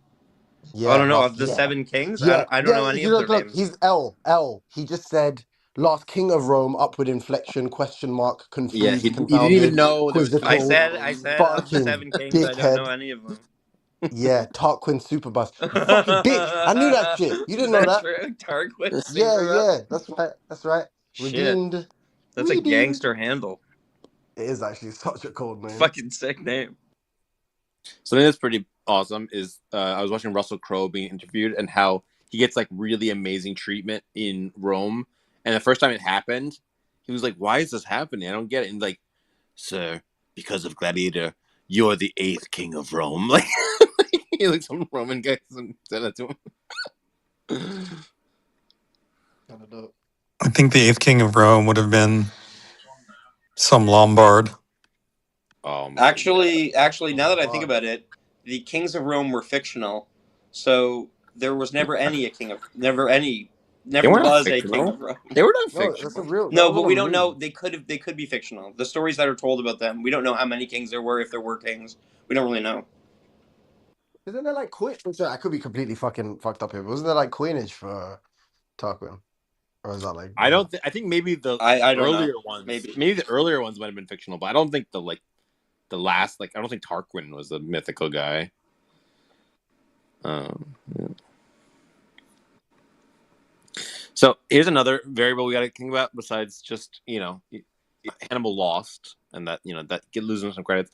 Another thing is Genghis Khan had really talented subordinates like Subutai and Jebe, and how much does their talent take away from his credit? Like Jordan had Pippin, yeah, you know what I mean? Like so you got Kobe had Shaq. Like, you gotta kind of ask like how much question. LeBron had Dwayne Wade and Chris Bosh. Don't do that. Genghis Khan Genghis Khan didn't move to like fucking the British Isles and just like cook over there too, like on his own, like literally take over the fucking continent. I think that. I mean, I guess when you're Genghis Khan, you're both the general and the GM. So like, you should probably get credit for your trade decision, like your decisions to hire Subutai should be in your a credit to yourself. So Well, I'd say it's more than that. Aside from like being Wait, the Sam, when great you say general that GM, do can you mean like win general wars, manager? Like that's the yeah, yeah, you yeah, also have the to be able general to manager of maintain the the Mongol horde. yeah, lower exactly. officers. That's part of being a good general. Sorry, was that what I didn't hear you? What'd you say? Part of being a good general is leading captains and lieutenants. Yeah, and knowing how to tell them what to stuff like that. More than that, like if they are capable, if they're truly great and could like rival you, then they might do that. You have coups to worry about. Like if you can actually maintain them and keep the whole of the Mongolians or the Huns, then yeah, you're a general. And it all goes to you. Right? Like Patton. Patton like single-handedly like runs through Europe and takes it. But he also had officers and people that he had trained up that he knew their names of, and that when he told them to take a hill, they'd take the hill. That's part of being a general. Yeah.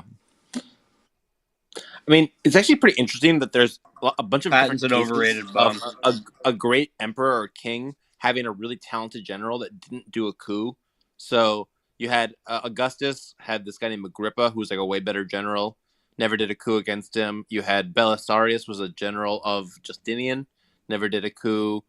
And it just seems like, I guess sometimes you can just have your bros be loyal. Like it doesn't. It's not always the case that the talented general is going to do a coup. Also, I guess it's really dangerous to do coups. So I guess it's another thing people keep them loyal.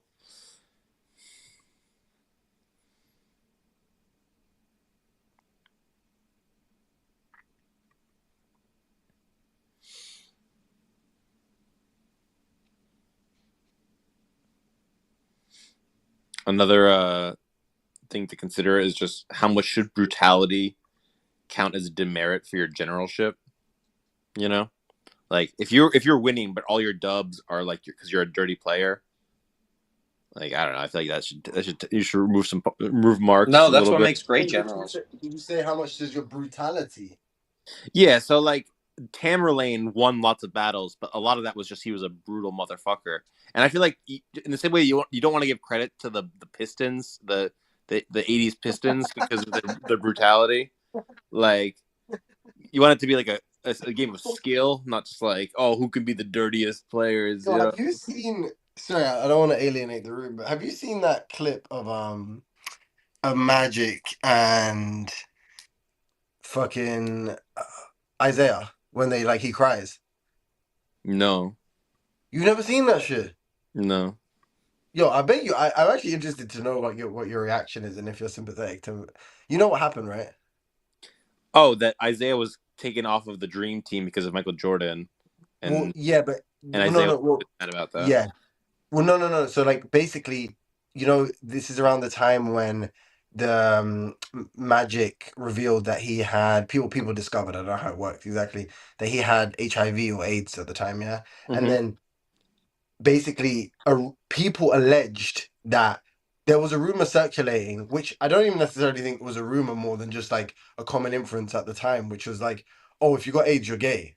So a lot of people thought that Magic was gay, and basically because Magic gave some support to Bird on the whole race issue. Like when so it was basically revealed that Isaiah had said, "Oh, people only hype Bird because he's white," right?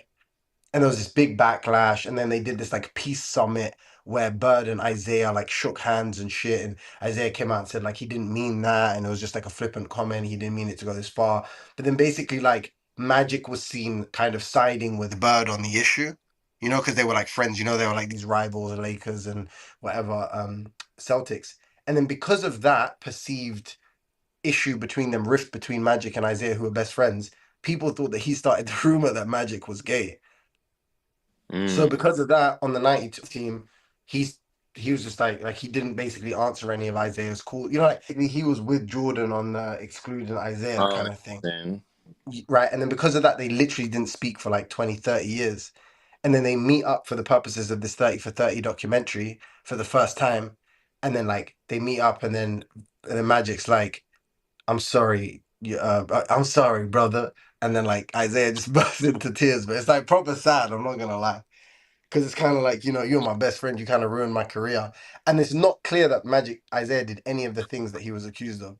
But Mm. like Magic definitely did the shit he was accused of. Like he definitely blocked him. He definitely sided with him. He definitely helped paint the bad boy Pistons as like these people who shouldn't be in basketball. And you know what I'm saying? Like basically kind of ruined Isaiah's career. And then like watch the clip in it. It's just I Yeah, don't know, it's a listen, very evocative clip. send it. Oh, all right. But I mean, it is sad that Isaiah was not played on. He should have been on the dream team. Like he's like better than like Chris Mullins or whatever the guy's name is. Like he should have been him. But at the same time, they want the bad boys are a bunch of dirty players. So like, yeah, fuck you for playing like I that. think all of the bad boys were decent, good people except for Phil Lambert. Also, it's Bill Lambier. So Mill, if you could write that one Bill, down. no, no, no. The racist joke backfired on me. No, so see, Sam, that's why racism was bad. But yeah, yeah. I mean, No, Bill I'm Lambier not is today. especially. But like, No, why were they I all actually playing like I that? fuck with his energy. I was just joking because he's like a white guy, so it made it. It's a Mm. racist joke. I fuck with all of them, to be honest. Young Marcus, you there? Yeah. All right. So here, I want to ask you if you know who these people are because I'm asking Grok for different generals that were really good. I've never heard of these people. Helmuth von Moltke. Have you heard of him? Name vaguely sounds familiar, but I could be hallucinating. It's pronounced Huge. von Moltke. Oh, Andre, who's von Moltke? Prussian general. Was he real good? Germany lost 2 world wars. I rest my case. Not good enough.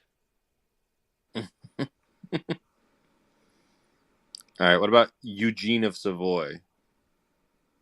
Never heard of him. He was good. Oh, he was good. Henry of Turin.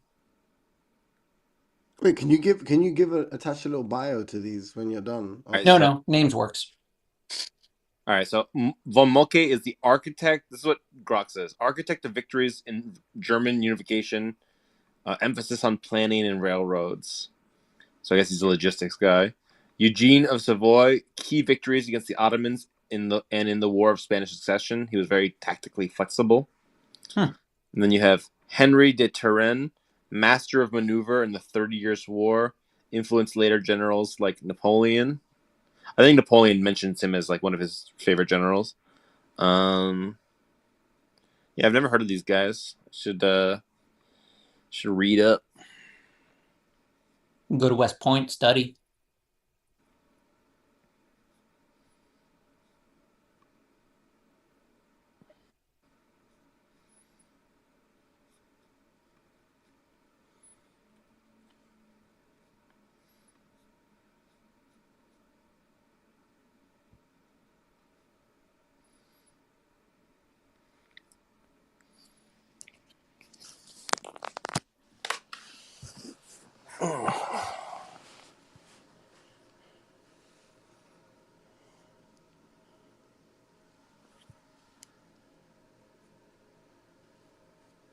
So Julius Caesar has got to be in the conversation for greatest generals ever. Pompey was like the greatest general of his day. He beat him. He conquered Gaul. He conquered Egypt with a small force. He was just like incredibly successful as a military leader.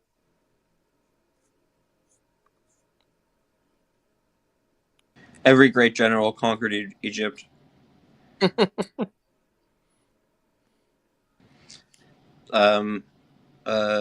Alexander the Great, Napoleon, Caesar. It's true.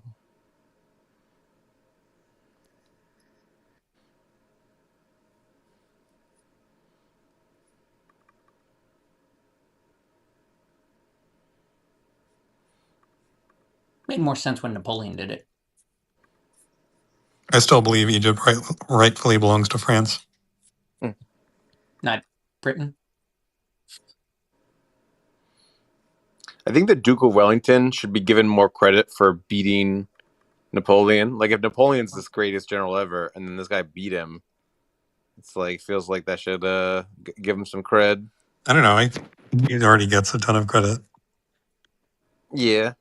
They have like a statue somewhere in England that's like they faced it a certain way so that it's a statue of the Duke of Wellington, so that he could always be facing his eternal enemy, the French.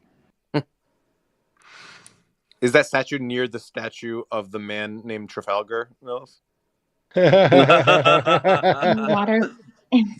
in Waterloo, Belgium. You thought I would There's forget that one? You thought I'd The forget that one, low Mills? blow, asshole. You know I have a fucking learning disability. in Waterloo, Belgium. There's an amazing museum towards Wellington, but I do agree with Sam that he should get more credit than Duke.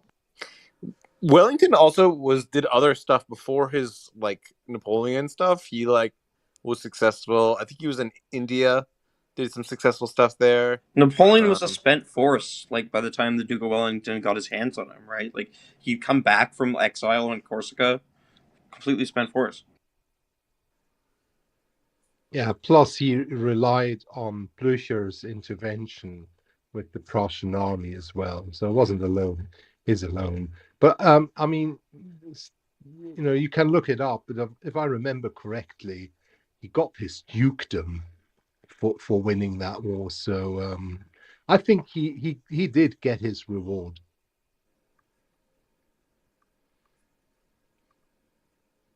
I love how he can just, for the rest of his life, he can be like, oh, by the way, I beat Napoleon. Oh, what did I do? Oh, I just beat Napoleon. No big deal. Like, it's kind of like how Buzz Aldrin for the rest of his life is like, oh, remember that time I went to the moon? Remember I was the first guy to go to the moon? And he invented a delicious beef dish on top of all that. Beef Wellingtons are under-eaten because considering how delicious they are. I agree wholeheartedly. I so disagree with that statement. The fucking mushrooms on them are disgusting. Oh my god. You don't like beef Wellington, bro? What? Dude, it's like the texture of mushrooms. I just can't do it. Even if it's like pureed or whatever, I fucking hate mushrooms. Oh, you just hate? Oh, in general, fucking texture. Yeah, mean, like, Don't their blame textures the are not beef for the amazing. I will grant you mushrooms. that their textures could be improved. yeah, it's like eating rubber or something. It's like really like revolting to me. I don't know why. No, I totally. Well, I they're used to feel so that way. finely chopped, Millet. Have you actually ever had beef Wellington? Yes. Where? At a French restaurant in Toronto. Even though it's an English dish probably. Yeah, why? Why do you ask? Well, mushrooms are disgusting, but like It's fucking they're disgusting.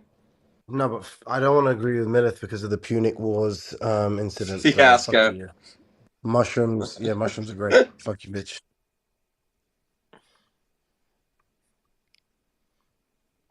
I've tried them like cooked in like every possible different way, and they're fucking disgusting every time. Hey, do you like the truffle flavor?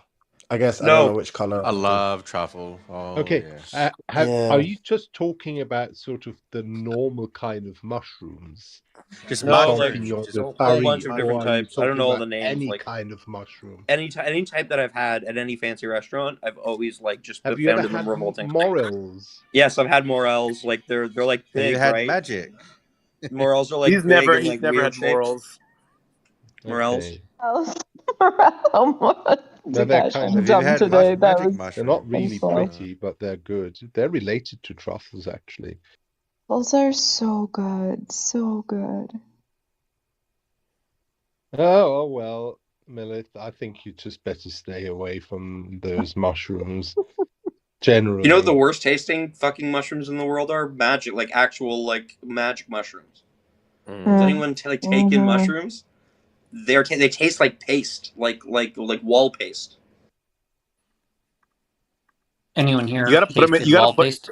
You have to put them in other They stuff. have the You have to like. texture of wall paste. That's probably a better way to put No, it. I mean I agree that they taste disgusting, but you gotta like put them in other stuff.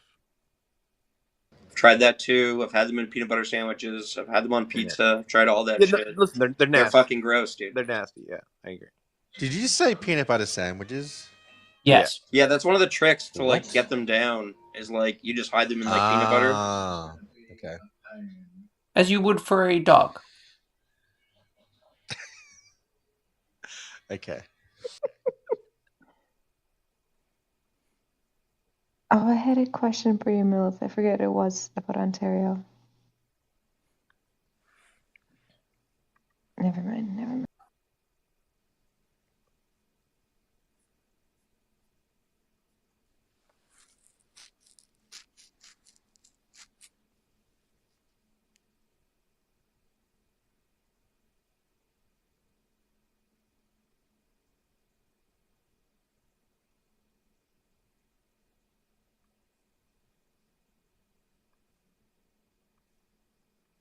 Millet, was that a restaurant Sassafras in Toronto? That you have French cuisine?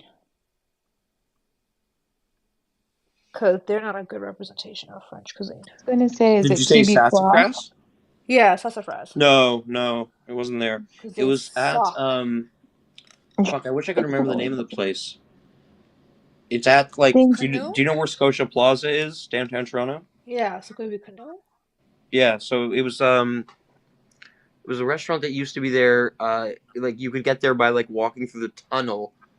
I forget if it was like at Scotia Plaza or between Scotia and like TD Plaza. But like that's all I can remember about it. Oh, yeah, Toronto doesn't do French cuisine that great, unfortunately. I agree. French food is the most overrated food of all the cuisines. I agree with that as well, as someone who's eaten many times in France when I lived in Yeah, Belgium. not the Yeah. greatest, but people can Mhm. do it better than others. Like it's Well, good. French food's good, but like it's not as good as Italian food. It's not as good as Yeah, I fucking totally agree with Italian that. food's yeah. amazing. Italian food is Mediterranean way food. better, and Like also Absolutely. Japanese food is Yeah. way better. Japanese food's Oh better. my Indian food's Are you God. saying better. you're not a fan of Oh, escargot, Sam? Is that what you're saying? Greek is they're made better. with love. Pho. Well, there's some food that's made to present Thai. well and digest well, and then there's food with love. Give me the love, Hey, without the please. Give French, we me wouldn't the have love. some of the best cheese. Like, come on, like Oh, they make well, good yeah. Well, cheese. I thought that until I lived in Belgium, and I can't Yeah. believe I'm saying this. I prefer Belgium cheese better. I can't believe I'm saying Ah. this, but I thought I the yeah, Swiss can't yeah. had the believe best you're Switzerland cheese. is saying really good this. at it. Even Italy is Mhm. really good at it. I thought it was the Swiss that Everybody had knows the that best cheese. Swiss No, No, cheese that's theirs the is is best pretty holy. chocolate. ubiquitous. Swiss is No, the no, I thought chocolate. Their chocolate's good. no, I thought it was again the other way around. I'll look it up. Belgium impressed me with their cheese. I did not expect that. Well, there I you believe go. it. But you don't know cheese until you've been to Wisconsin. I'm from Boo. Wisconsin. That's where I was You know the raised, cheese till Sam. you've been to America. American cheese. It's Oh wait, really you were from orange. Wisconsin, I was raised there. I haven't lived there in about 12 years, but yeah, I went dude. there and I went to school.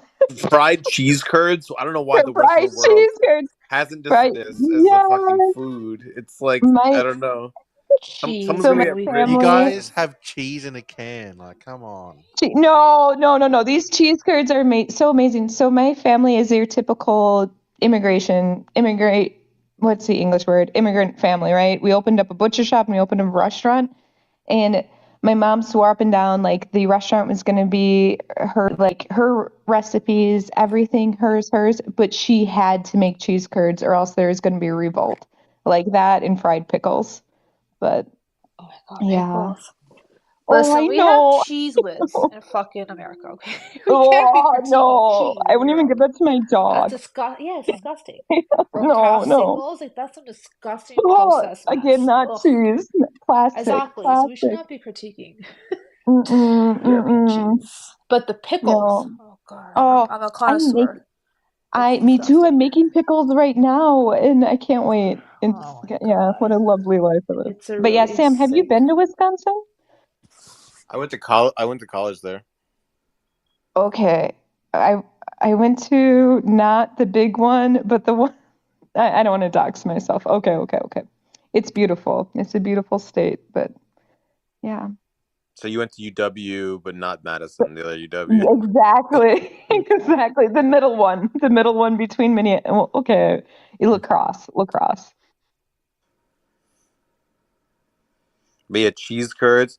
I used to get this stuff called horseradish Havarti, which was Havarti cheese mixed with Oh, horseradish into it. That shit was amazing. oh, Oh, Um, sounds so good. Any aged cheddar. I don't know. I'm a sucker for it. yeah, valid, Oh valid. my god. Swiss, even blue cheese has grown on me, surprisingly. So when I Blue moved cheese. back, this is like not interesting to anyone but myself, but when I moved back to the States, I gave my dog some like Gouda from here, and he looked so offended at me. Like, what is this garbage in He my has mouth? standards. He does. He does. He could smell the nasty, Mhm. toxic. He's like, nah, I have standards. He does. If I could send you, he's very stuck. Yeah, Yeah, my he's German pretty Shepherd's the bougie. exact same way. Hmm. He will not No, eat you certain did it. things. He'll turn his nose. No. why is your Yeah, But dog he not so does. smooth. bougie? Yeah. Why is your dog so bougie? He's like, not Because this I kind of cheese. accidentally made him that way. I accidentally did it. It's okay. He has high standards, and that's fine. Yeah, he's well loved. That's what I said. Yeah, he does have standards, as he should. He had a rough start in life, so you He gotta make it deserves better. it. Yeah. Yeah. Good stuff.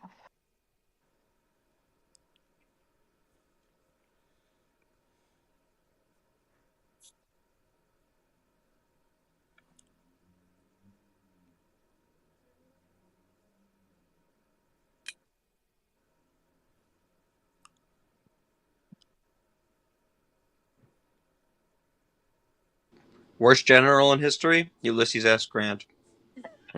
You guys. Oh, yeah. You guys are funny.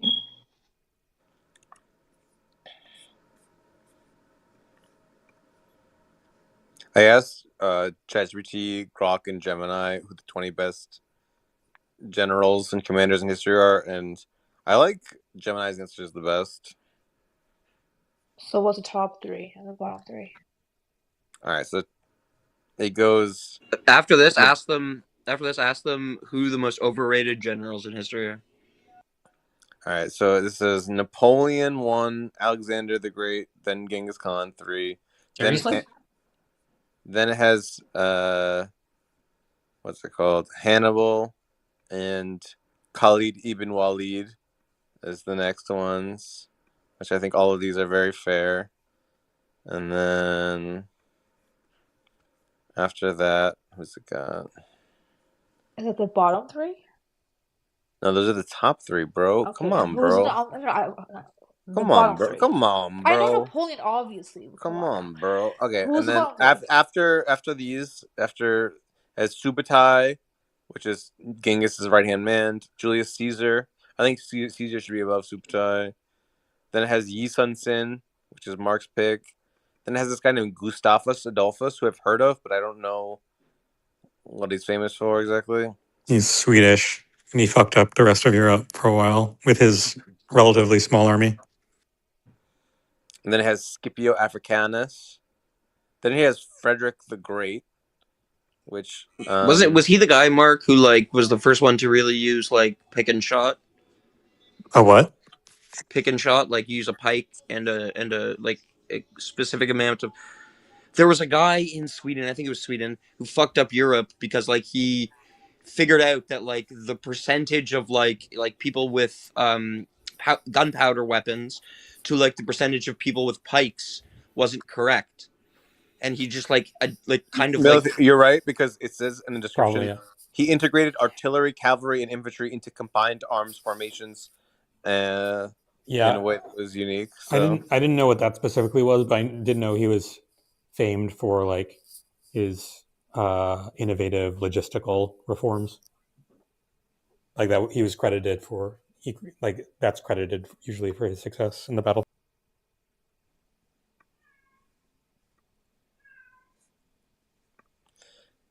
All right, and then after that, after Mr.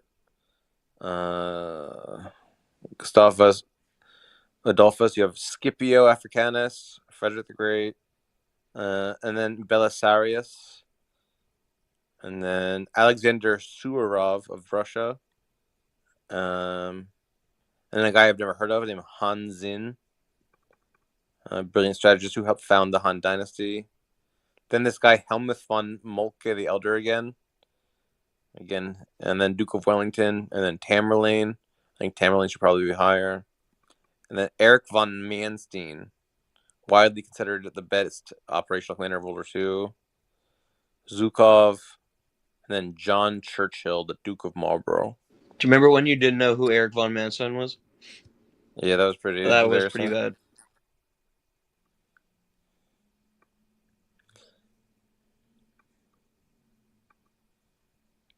So if we type in the worst generals of history, we have. I don't even know It's if they're just a going to have list of the. Italian World War II generals. No. I saw an Italian general from World War One because he was crazy stupid. Custer was on that list, and a Roman guy, Crassus. Those were See, the when I lists. check the worst generals, out of the 8, 4 of them are from the U.S. It's kind of sad. But yeah, I don't even know half of these people. An underrated general was Napoleon's Jean-Baptiste Bernadotte, who was a good general because he convinced the Swedish parliament to elect him king.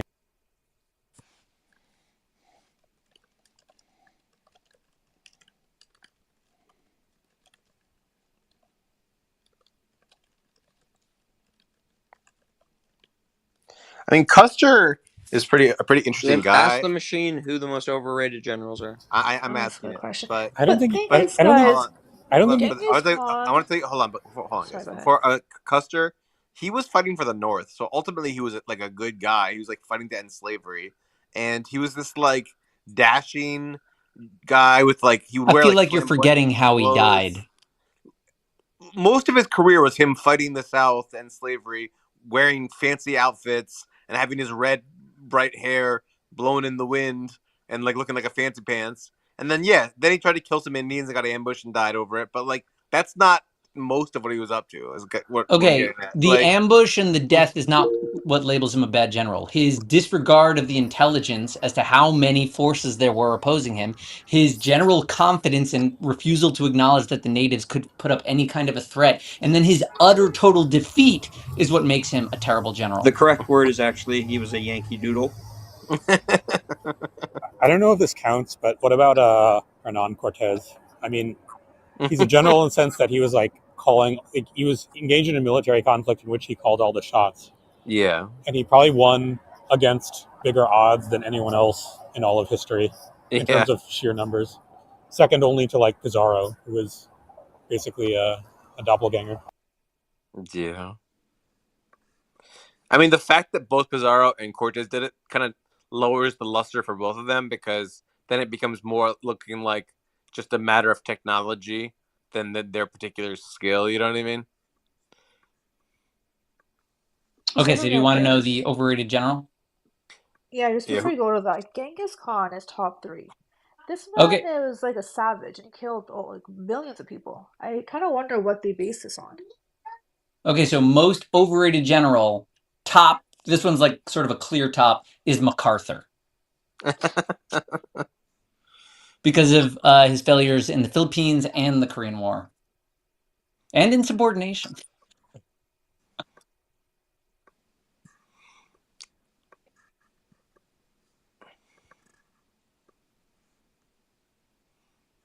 The two honorable mentions overrated, which I bring because you would like it. Bernard Montgomery, overcautious, slow, and overly self-congratulatory. And minority view, because again, I still disagree with this, but you like it. Napoleon Bonaparte. Tactical genius, but strategically reckless later, destroyed by his own ambition. Yeah, Still, he most was historians cocky rate him at the high end. overall. Yep. He That's all wasn't a good great stuff. general. Beautiful summary. all right, so my Grok has me, or sorry, Gemini has me saying Robert E. Lee is the most overrated. Oh, really?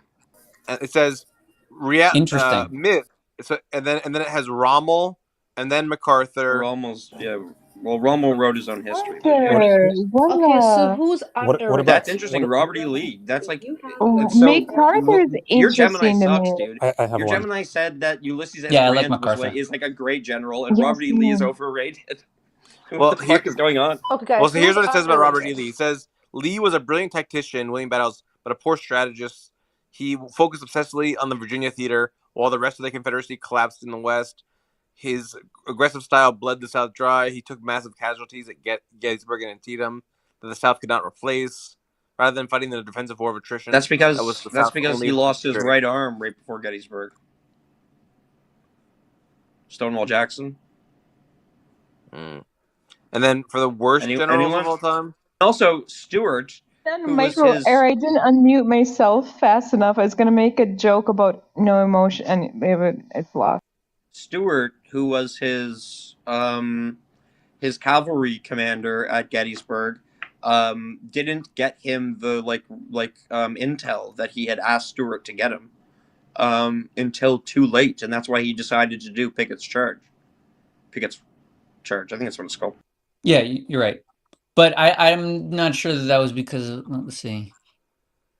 I didn't hear that he was told not to. It is his fault. Pickett's charge. No, the point is, back then your cavalry was like the way you got intel, right? Like you needed to know where the opponents were like, where they were fielding, where they were setting up, like where you thought their cavalry was going to come from, where you thought their picket charging was going to come from, or whatever, right? And he asked Stewart to get him that intel, and Stewart, for some reason I forget, didn't get him it. It didn't get him in on time, so he was basically waiting at dawn, because the intel was going to decide whether or not they should charge, and he was waiting at dawn, didn't get the intel, and then made the wrong decision.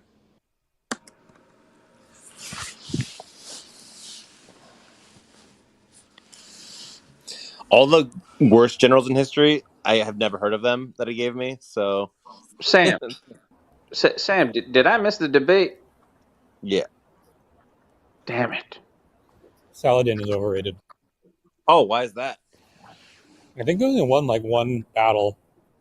And it wasn't that impressive. oh yeah, I think that you're wrong about this, Mark. So I think you should One major battle and maybe a couple small skirmishes, but it wasn't conclusive, and he didn't actually defeat the Kingdom of Jerusalem.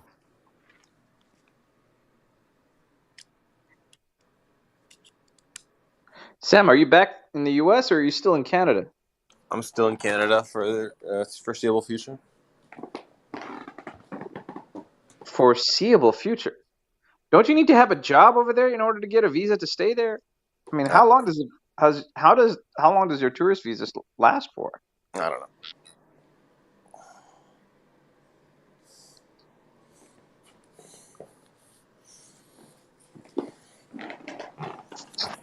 No, who should probably be given even more credit is the Bolivar or whatever his name is. He was super successful. Are you guys talking about the best generals of all time, or Yeah. does it can it be someone outside of the U.S.? Yeah, the greatest general of all time doesn't have to be an American. Usually not from America, unfortunately. For me, it was Admiral Yi. Are you talking about Yi Sun Sin or whatever? Yeah, the guy who literally single-handedly saved Korea from a Japanese invasion. That's also Mark's favorite. Yeah, I mean the guy's a legend for sure. He was more like an inventor than a sailor. Like he invented some really crazy stuff. He's the only general or commander I would describe as a tool assist. I would and have described as a tool assisted speedrunner. I mean, he created because you know how back then you had to get on if you're doing naval battles, you had to jump on board on another boat, enemy boat, and then fight them. He created like a turtle looking hull on the top, and it's got spikes on them. So I thought that was freaking awesome. The guy did almost like a submariner looking naval thing, and just pretty much shot cannons out of it, which was unbelievable. Those were special Korean units in the Age of Empires 2 expansion pack, which is why I know about them. I'm more of a Total War guy. My favorite Total War game is Three Kingdoms. Actually, I love Three Kingdoms. I think it's probably the best. I mean, I used to be a Rome 2 guy, but then when I started playing Three Kingdoms, I was like, wow, this is just insanely good.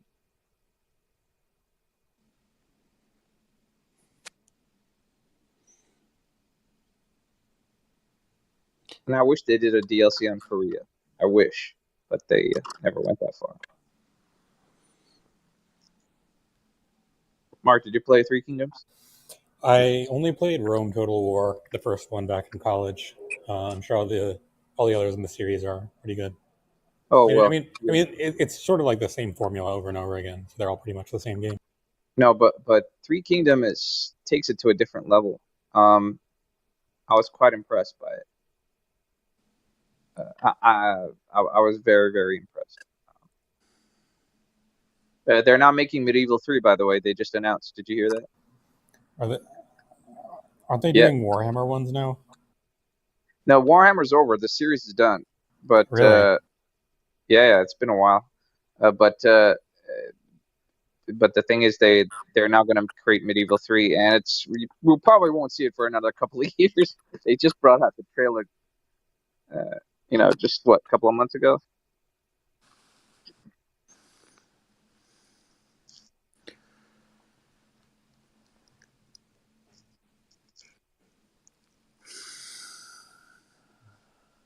Where's Zabu at, Sam? She's doing some work. Oh yeah, okay.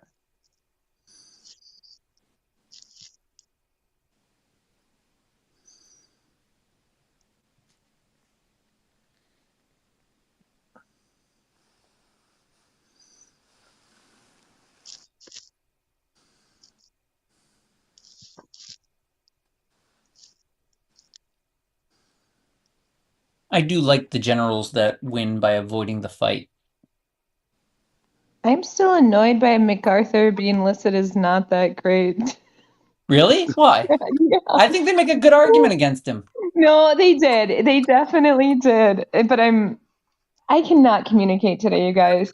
But I am wondering what would happen if he was allowed to have been allowed to keep going. I don't know. But yeah, it was a good argument. I just Yeah. refuse to believe it. Also, interacting with the civilian leadership is part of being a good general. Yeah. Like, if that's what your Yeah. military is based on. It's kind of important. Well, you said that earlier, like a good general, their people, knowing your people is so important. And I could totally geek out about this, but First Fridays really helped the US in World War II, just that one change of knowing your people. But anyways, that's just kind of basic. If you're going to tell me who my best land general was, I'd say Subutai would be my best. Okay. I don't respect MacArthur enough to say he's definitely not my best. He's not my best. But why is that guy your best? Only because of his tactics. Like, this guy had no holds barred tactics when it came to ruthlessness. This dude, I mean, he had an army of, what was it, 5,000 horse archers against an army of 120,000 Khwarezmian forces. And the way that he actually managed to destroy them all, and I mean down to every last man, was that he would drag them, basically. So he would use because of his speed on the field battle, they would chase him all the way for days, even sometimes for days. And he would make them chase, and they're so tired at that point. And they use a technique where they would shoot their arrows from the back. And they would twist their bodies to shoot the arrows from the back while they're running. And so their armies were dwindling as they were moving for days. And what was ingenious about it is that Subutai came up with this arrowhead that the arrows were too short for the enemy to actually get resupplied. So they can't use it on their own bows because their own bows weren't recurve bows. So they couldn't use it at all. It was too small to use. So very smart. And through that, they managed to tire the enemy and pluck them out bit by bit until there was none left. They said that it was the longest field battle of all time was with Subutai and the Khwarezmian Empire. And a field battle that lasted for 4 days straight without any supplement, without any encampment. That is incredible. For you to not to have a break in between a battle, especially a field battle where people usually take breaks, this just went on for 4 days straight, and that was incredible. Well, who would win in a fight? MacArthur under the Americans under MacArthur, or the Mongols under Subutai? MacArthur is not my favorite. I just want to say that I just wonder what would have happened if he was allowed to keep going. Keep going where? But he's not my favorite. MacArthur, you're talking about gunpowder. There's no. No, Once he's you not. I introduce just want to gunpowder, clarify he's not my gunpowders are favorite. for pussies. Gunpowders are for pussies, man. Like that is so like overkill. If Like Subutai was so great, he'd find a way. Yeah, you're I think right. there's a solid argument for Lee being significantly overrated and bad because Yeah. Pickett's charge really does seem straight up like his fault, and that really like lost any chance they had. Guys, I know everyone's calling Clubhouse boring today, but this conversation's like a balm to my heart in negative 30-degree weather. I thought you left Wisconsin. No, I know, right? No, when I moved back to the States, I somehow found a place that was more tundra. Oh, good choice. Yeah, Why does no, every time I wasn't hear the mine. word Wasn't mine. But every time I hear the word Wisconsin, I just want to say, hanging out Down the street. down the street.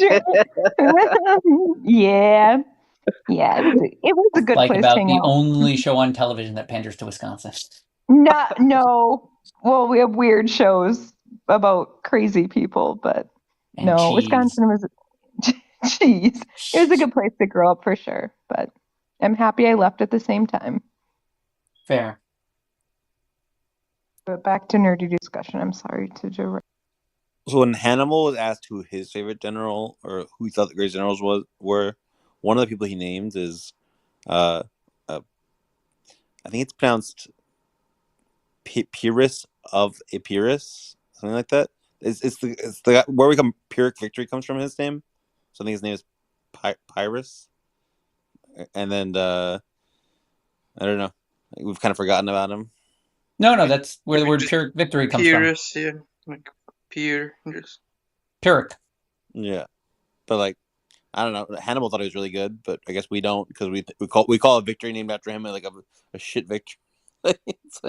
That's how he won. He won shittily. Yeah,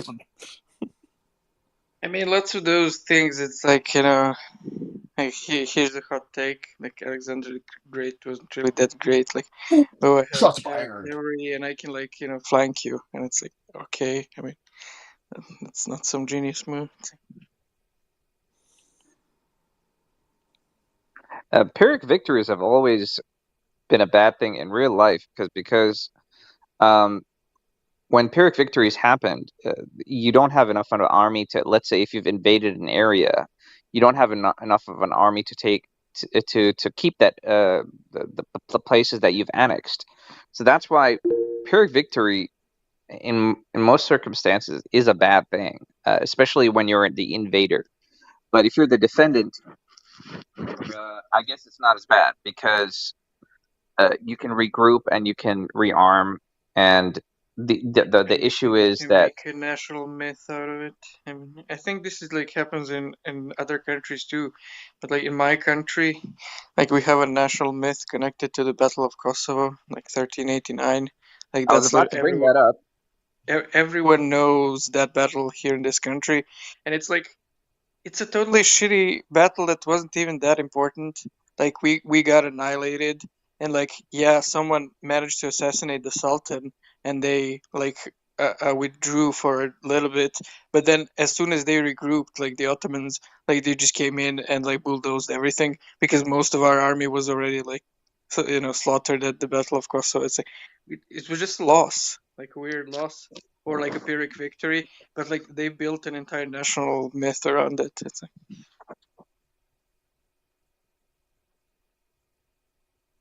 Yeah, I was going to bring up the Ottoman Empire because every time when they had a Pyrrhic victory, they had to literally cede land because they couldn't keep those lands, and they knew that there was going to be a civil uprising. So by the way, just today, I think, or yesterday. No, it was today. Took these screenshots. A topic on Reddit, and someone posted like a map of Asia, and posted like and painted, put arrows from China going into Siberia around Mongolia, and he titled the topic, "Why doesn't China like pull a Hannibal and take all this land where Russian troops are in Ukraine?" And the first comment with most upvotes says, "Well, why wouldn't India pull a Hannibal and take all of Western China while Chinese troops go to Russia?" And then the comment below that with most upvotes, "Well, why wouldn't Pakistan pull a Hannibal and take all of Northwest India while the Indian troops go to China?" Below that, "Why doesn't Afghanistan pull a Hannibal and take all of North Pakistan while Pakistanis go to India?" And it just keeps going. Why wouldn't Iran pull Hannibal and take all of Western Afghanistan while the Afghans are in Pakistan? Why wouldn't Turkey do that to Iran? Then the next is, why wouldn't Greece do that to Turkey? Then why wouldn't Bulgaria do that to Greece? Then the next comment is, why wouldn't Romania do that to Bulgaria? Then why wouldn't Ukraine do that to Romania? And you reach full circle, why wouldn't Russia do that to Ukraine?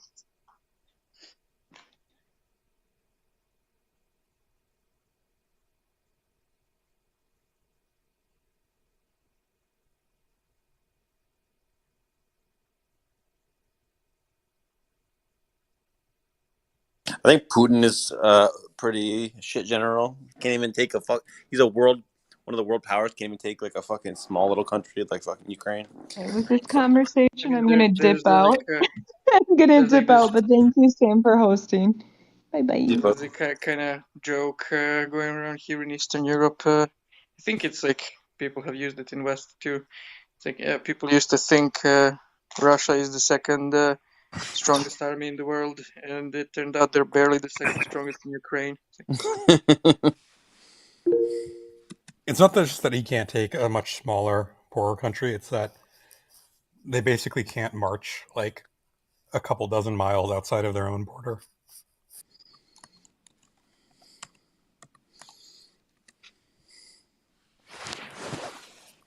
Also, the Wagner, whatever, however it's pronounced, that rebellion was one of the funniest things that's ever happened. absolutely, that was amazing.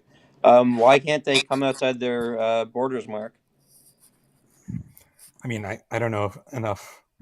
Their entire I'm not a war nerd enough. entire infrastructure system relies on rail. So they have like very little logistical ability outside of like Russia because they don't have the rail for it. Like if you look at like how they like, do the logistics of like getting soldiers to the deployment areas for the fight in Ukraine, right? It's all through rail, and that's all equipment, all soldiers, everything.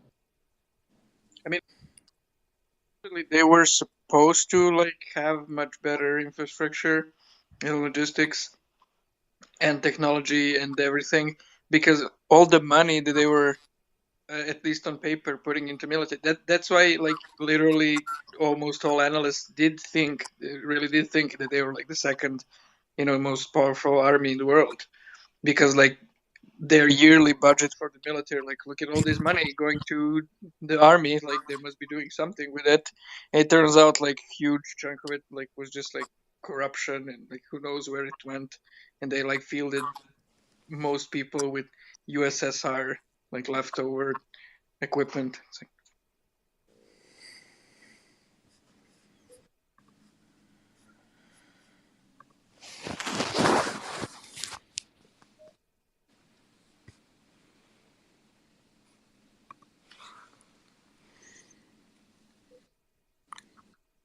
All right, so here's some terrible generals according to Gemini. Luigi Cadorna. During World War One, he launched 11 separate assaults Yeah. along the Isonzo River against entrenched Austrian positions. They all failed. He refused to change tactics, blamed his soldiers for cowardice, and brought back the Roman practice of decimation. Oh, Jesus Christ. Yeah. What a moron. What a fucking idiot. Yeah, he was like directing his arm into a meat grinder and then pushing it more. And when his hand tried to pull back, he would beat his arm and push it deeper into the meat grinder. Oh, boy. He was a very bad general. I also like remembered, there was mention now, like, oh, you can't put, gunpowder, these people with like guns against the Mongols. But I mean, the Brits, like, pretty well, like 2 centuries into the gun era, they managed to lose a battle against the Zulus, who had no guns. It's like, Okay, here's a candidate for worst generals of all time. Whoever the Native American chieftain guy who did the ghost dance thing, he was really bad. Wait, you mean the guy that said that he was visited by Jesus? That guy? I don't know. That might have been him. Hey, what do you mean by ghost dance guy? I don't know what you're referencing. It's like the thing where this group of Native Americans were convinced that if they did this supernatural ritual, they'd be magically protected from bullets. And so they charged into a line of bullets. Yeah, not the best move. Yeah. Okay, here's another commander who's worst generals ever. Maurice Gamelin of France. As a commander of the French forces in 1940, he refused to use radio to communicate with his generals, preferring couriers, and set up his headquarters in a chateau without a telephone. When the Germans launched their Blitzkrieg, he was effectively blind and deaf, unable to issue orders fast enough to react. What a fucking dope. I don't want to use radio. This newfangled radio? No, I don't want that. yeah, the French were famously. That wasn't his fault. That wasn't his fault. They get all along the French forces, like up and down the entire line, they didn't have radios. The Char B wasn't equipped with a radio. That was the French frontline tank, right? Like they had to use like semaphore. Basically, all their units weren't radio equipped, right? And that wasn't uncommon for the beginning of the war. The French were just their army, like, pretty much sucked in terms of innovation.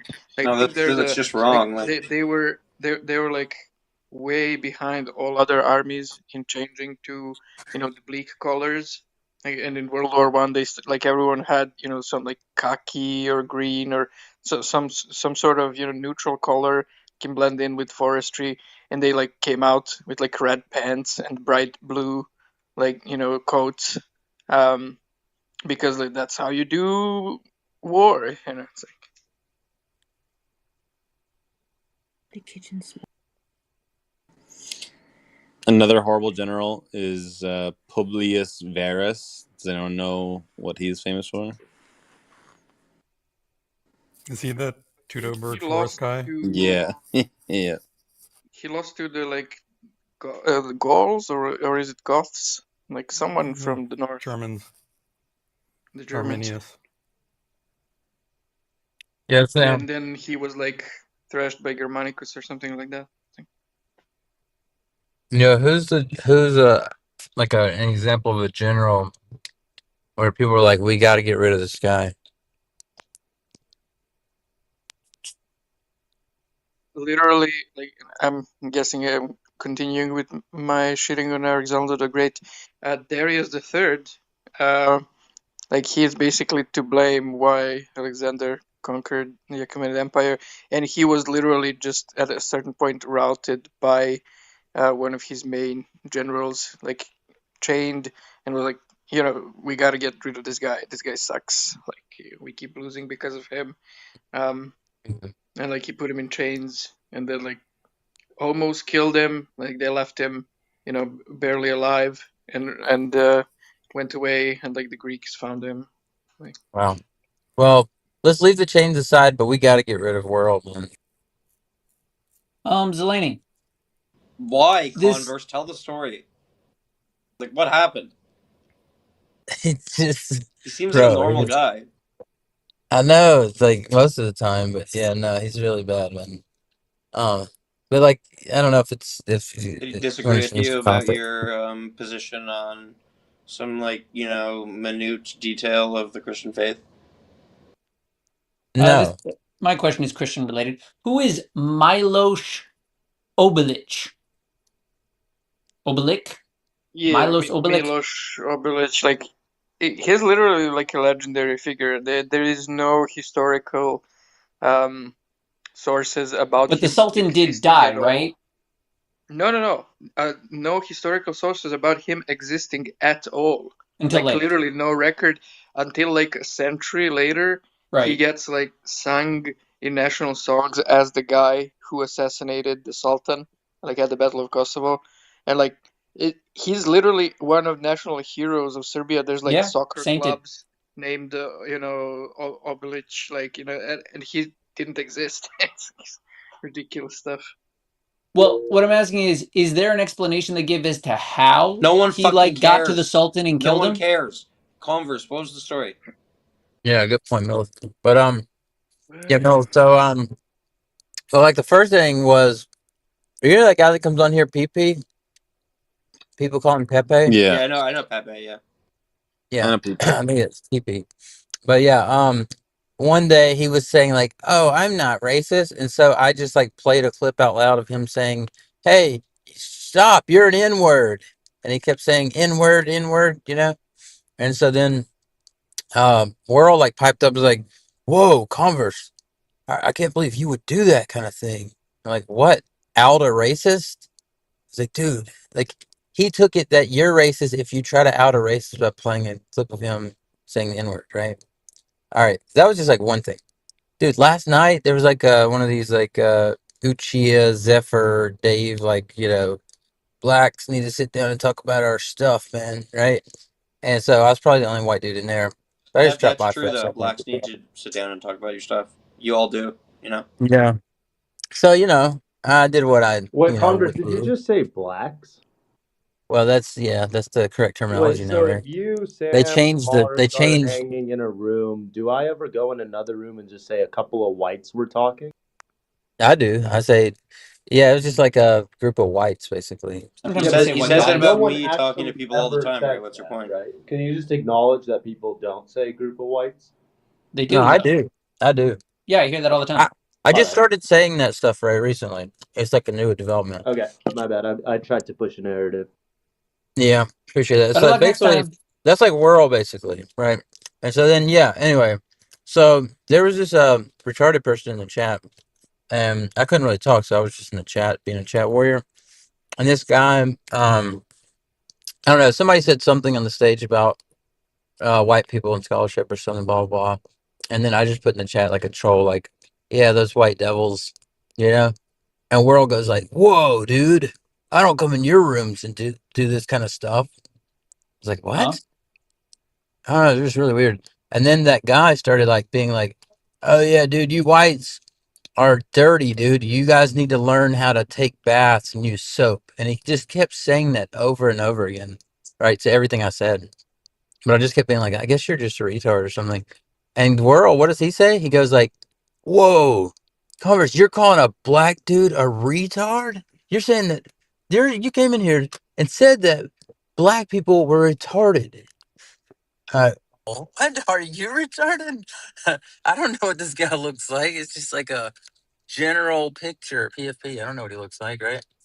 It was just like insane. He just kept going on in the chat about how like you said a guy who happened to be, well, black.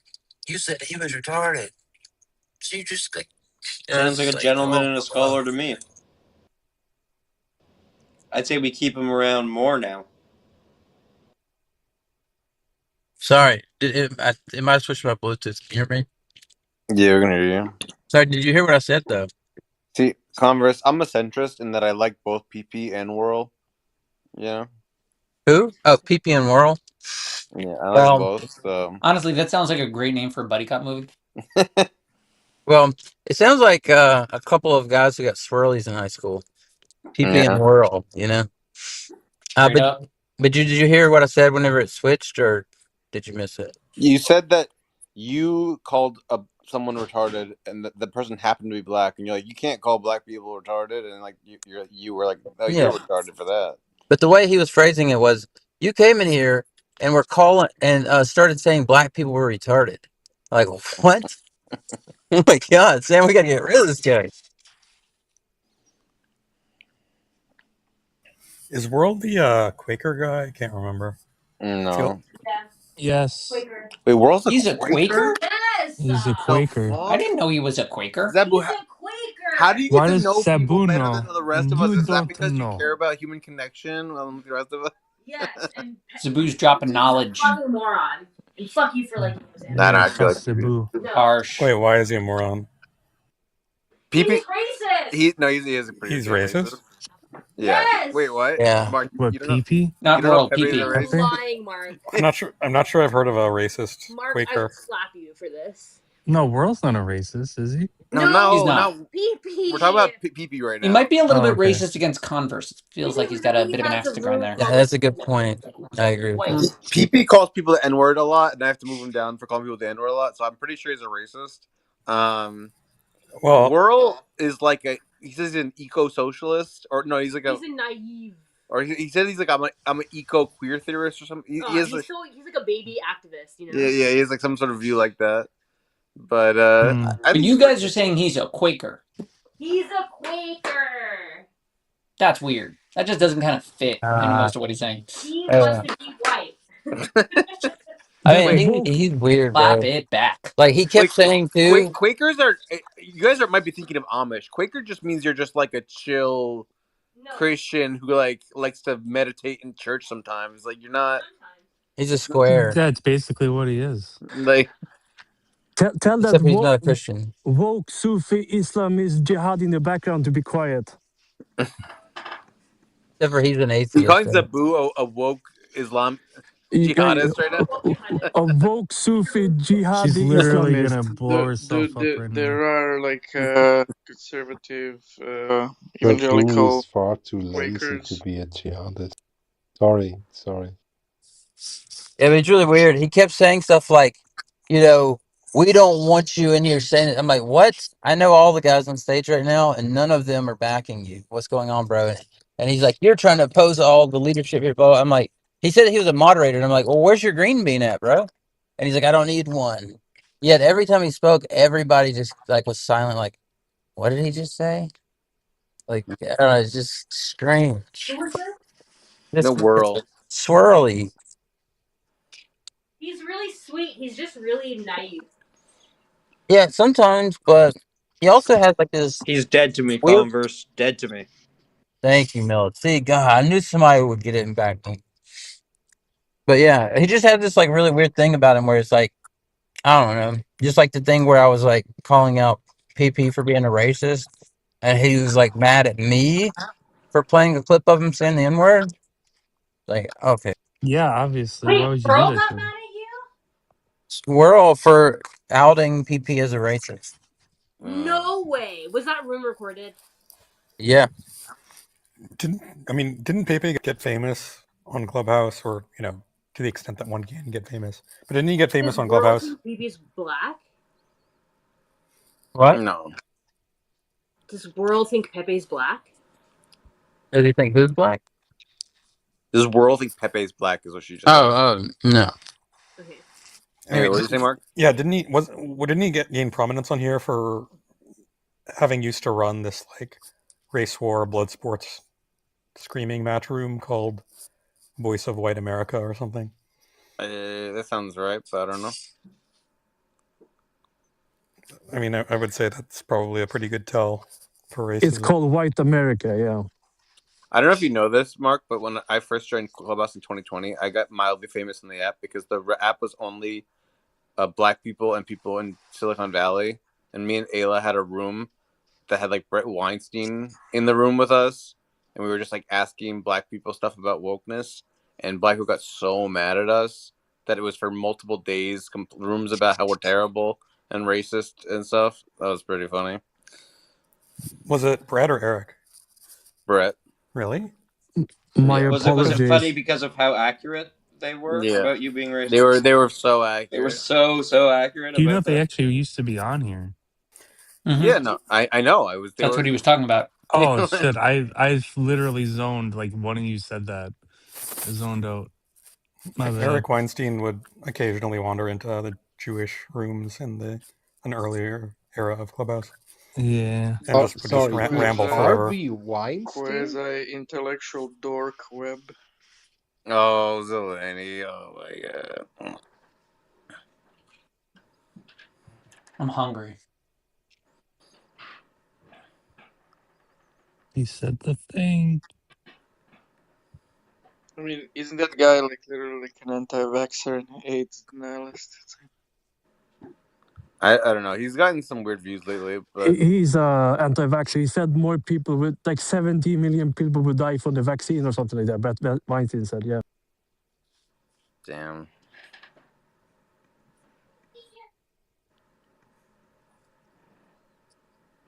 What's with these people going crazy? Just one of those days. It's almost like all those like anti-woke scalds were like complete complete imposters when it came to being like actual intellectuals. It's like, oh, hey, I'm liberal and progressive. Let me promote Trump, the big liberal progressive candidate. But believe me, I'm liberal and progressive. And like in 2 years, I can write an article why I left the left. Yeah, it's all because of the distributed information, the disc. Does anyone know about the disc? No. Oh God, you guys aren't up on your Weinstein. Sorry. It's like he has a belief. It's his acronym.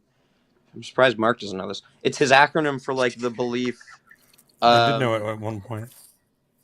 It's his acronym for the belief. I forget exactly what the acronym stands for. His acronym for his belief and his brother's belief that the mainstream academia is like censoring people with new ideas in favor of propping the decrepit. I don't know. Getting back to work.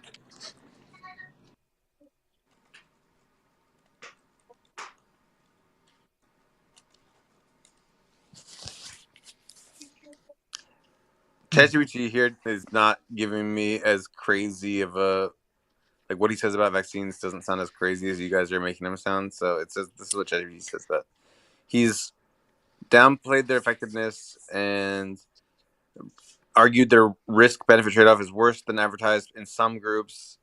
He claimed the spike protein produced with vaccines is cytotoxic, but he's not against vaccines in general.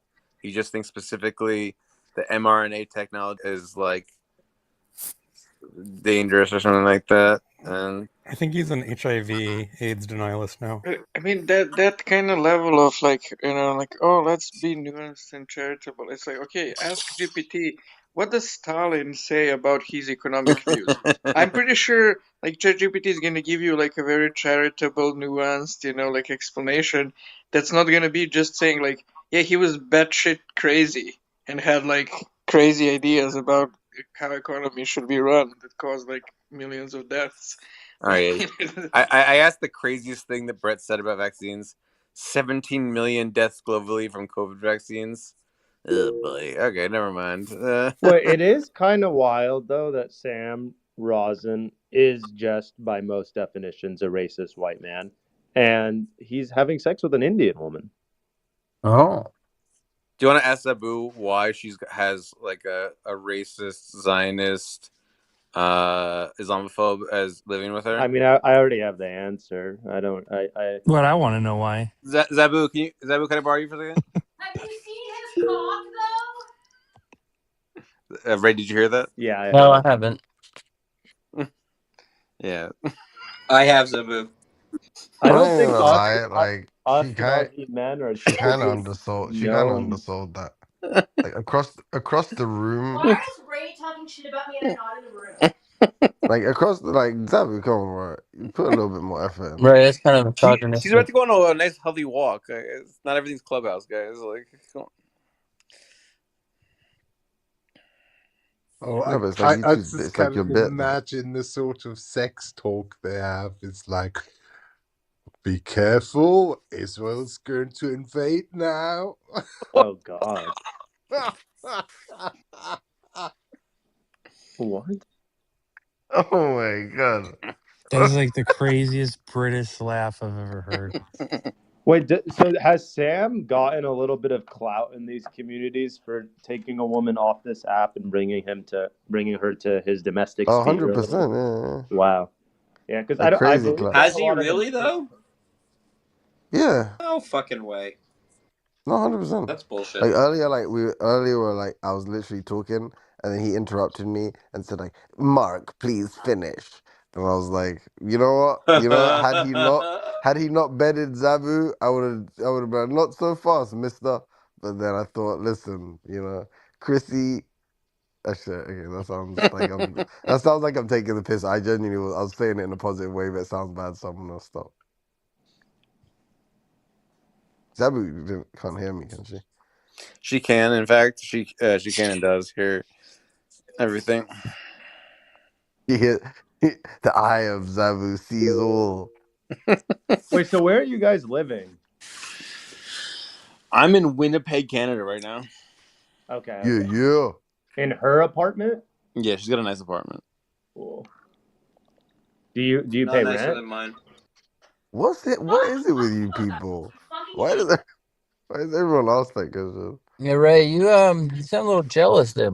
He is not paying. He just Ray's like, I came and want to not pay rent. occupied the At your chair. space. He's an illegally occupying. Yeah. Here's what's going on in Ray's head. Ray's like better looking than me and richer than me, but he's got less riz than me. So he just like, Mm. and he doesn't understand. He doesn't understand what's going on. Like, why? I'm better looking and richer. Why can't I get the ladies? Oh my god! And it's like, bro, Ray, you better look in the sun. Yeah, I mean, I think I am though. Yeah, Sam's a At this handsome point, man. why don't you go full face reveal? Come on, gang. Because you guys are some of the worst people on the planet, I think. Why would you include me in that? Well, aren't you Not and you, that as well? Timothy. That Not you. Timothy, I trust you. Timothy, if you're ever in Thank New you. York, we can like kiss sometime. I'm down. Let's do it. Jesus Christ! I mean, I'd prefer to like take you to a training session, but whatever, we could do that too. At least Wow. have dinner. At least go out for Timothy, dinner you would run first. out of Like, breath come getting on. there, buddy. Wow, that's like To kind take of the breath mean. from you, Timothy, is what he's Yo, saying. hey, this morning, fucking, I don't know what time it would have been for them, maybe in the middle of the night. Shy was fucking roasting Samoa, because, like, I guess Samoa accidentally Dude, revealed he was 400 pounds at one point dude. in his life. Bro, she was They went for cooking him. so long. Is it actually like incredible the tenacity of those people? Yo, did you see what her and the other guy were saying to each other? Yeah. Bro, they are violent. That's what That I'm is, saying, man. Like the fucking level of which these people just never cease. It is really like it's actually like amazing. but she was It's roasting horrible, him. but also amazing. She was roasting him for being like a deadbeat dad. He was roasting her for being a widow. Like he was talking about digging up her. But then she brought up that he was like saying that some kids should be raped. And then he was Yeah, that agreeing was to the fact he was crazy. like justifying that he said Oh kids yeah, should I be heard about that. dark, Yeah, bro. It's just so dark. they took the vaccine.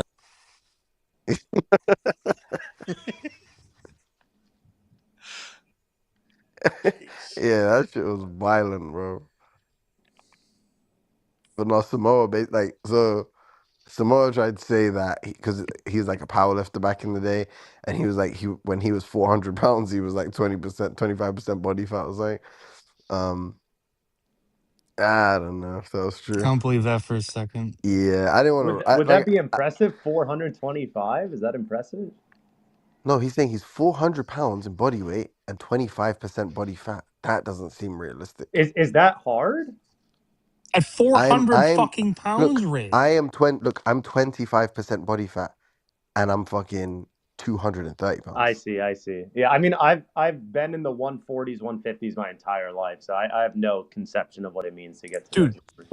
they would 400 make him a pounds. gorilla, like Yeah. an actual gorilla. That's pretty sick. No, but dude, gorillas have to be like 15% or something, right? The gorillas, Gorillas not don't like have bellies. gorillas.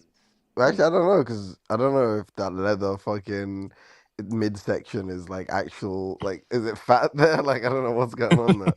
Ray But is like, either way, like it's still like the kind of Dad level we're bod. talking here is like an insane level of muscle mass. That's pretty Yeah. sick. I don't know, dude. I see these power lifters in the gym. They move impressive weight, but like I don't understand the point of just looking like a fat dad. Like you're strong, but I don't know. Maybe I guess women do kind of like the bare body a little bit. It probably isn't as bad as like a 400-pound dude who's not a power lifter. I mean, of course, yeah, of course. But like, I don't know. Like, probably, like it's probably true that he's a bit fat, and then it's like probably true, but he still should be impressed that he lost all the weight. You know, I don't know. But she was just savage. She was just like, Well, if you go down from 400 pounds, you never really like lose the weight because you become like a skin. You give it just like a lot of that's loose what she skin. was saying. That's That actually was one her of yeah, roast. that's literally one of the things she And said. he was like, "No, I was only 25." Because like, but like, it's what determines the loose skin really is the well. It's not really just the body fat, but if you keep the muscle, it's not the you know what I mean. Like as in, if you see one of the reasons I never want to be